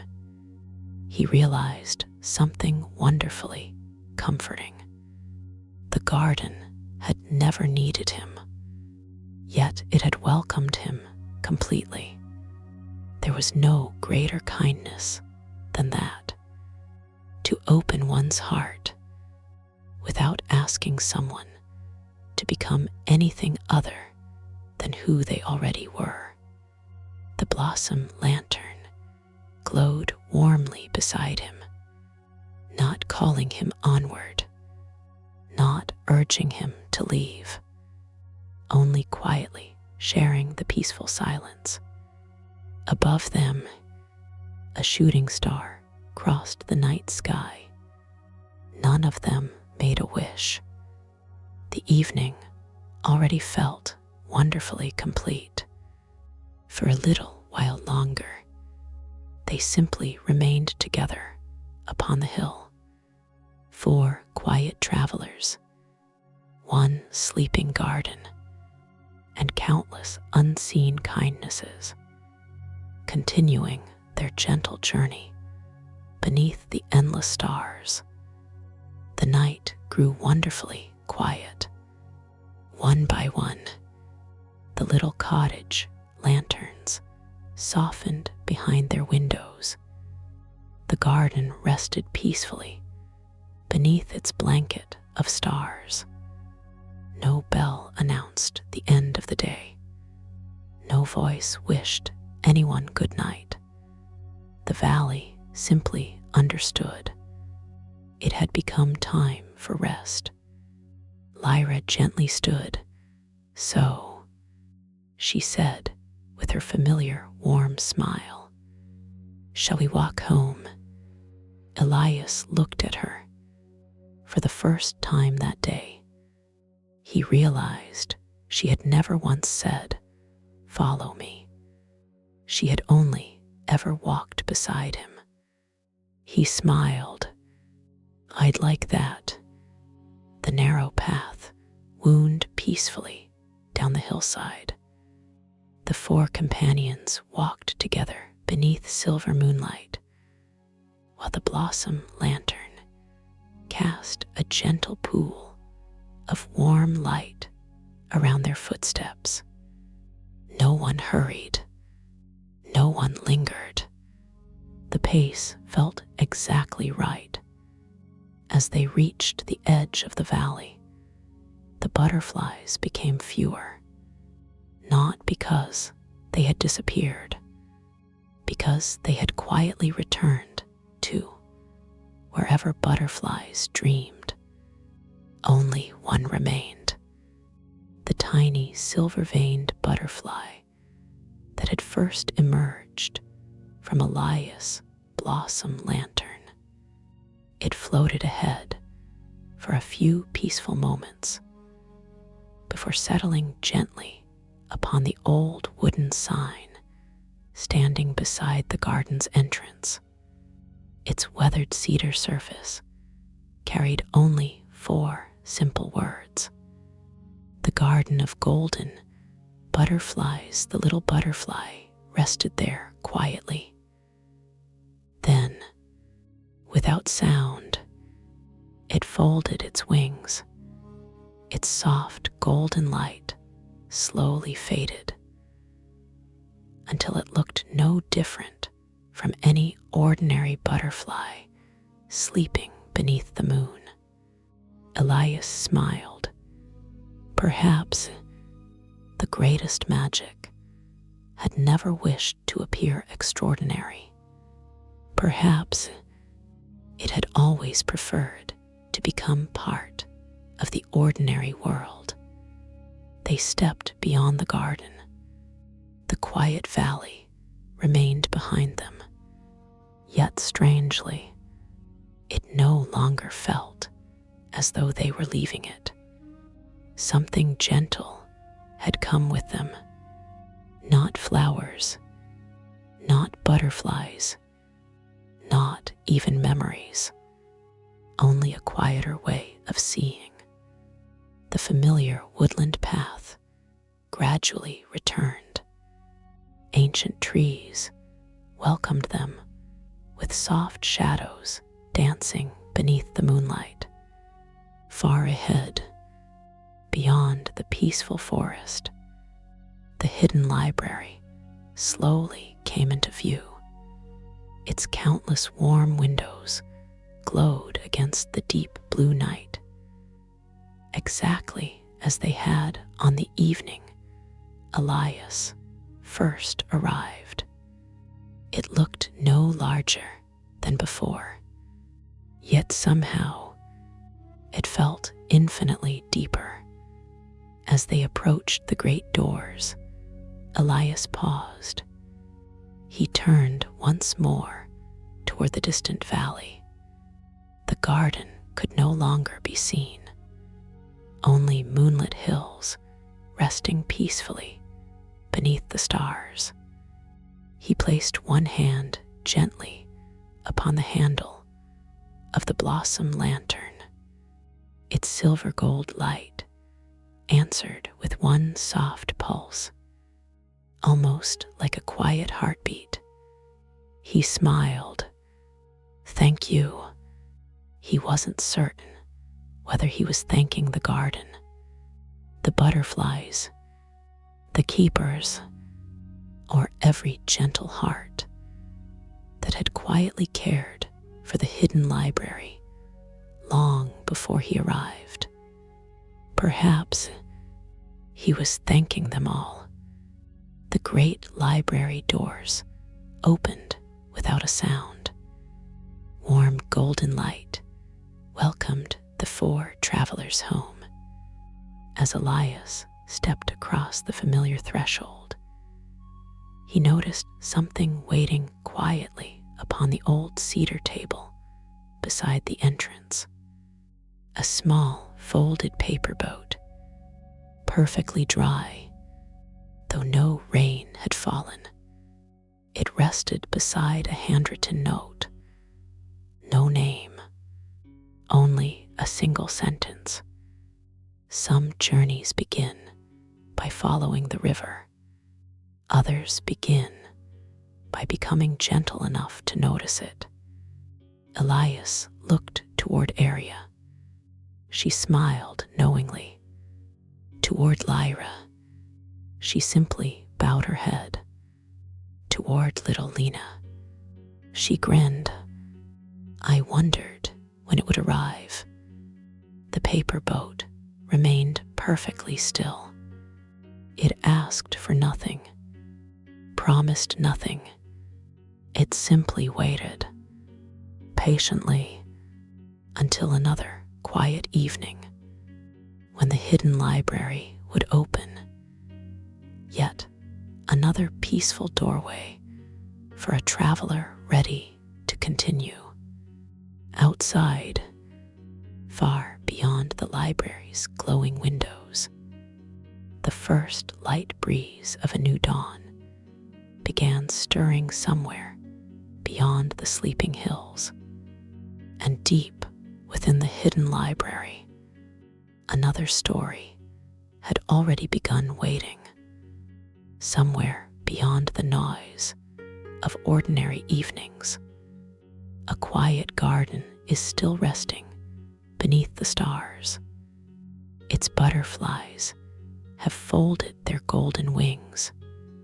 Its lanterns continue glowing softly. And somewhere beneath the oldest cedar, one empty place still waits with quiet patience for every heart that someday finds its way there. Tonight, thank you for walking beside Elias through the garden of golden butterflies, where every small kindness quietly became part of something far greater than itself. If this peaceful journey brought a little more calm to your evening, your gentle support helps keep the lanterns glowing for every traveler who discovers the hidden library. Thank you for becoming part of this growing story. Sparkles coming next, the sea of paper boats. The journey continues as a quiet paper boat begins drifting through moonlit waters, carrying a story that has been patiently waiting for someone gentle enough to notice it. Sleep peacefully, and we'll meet again inside the hidden library.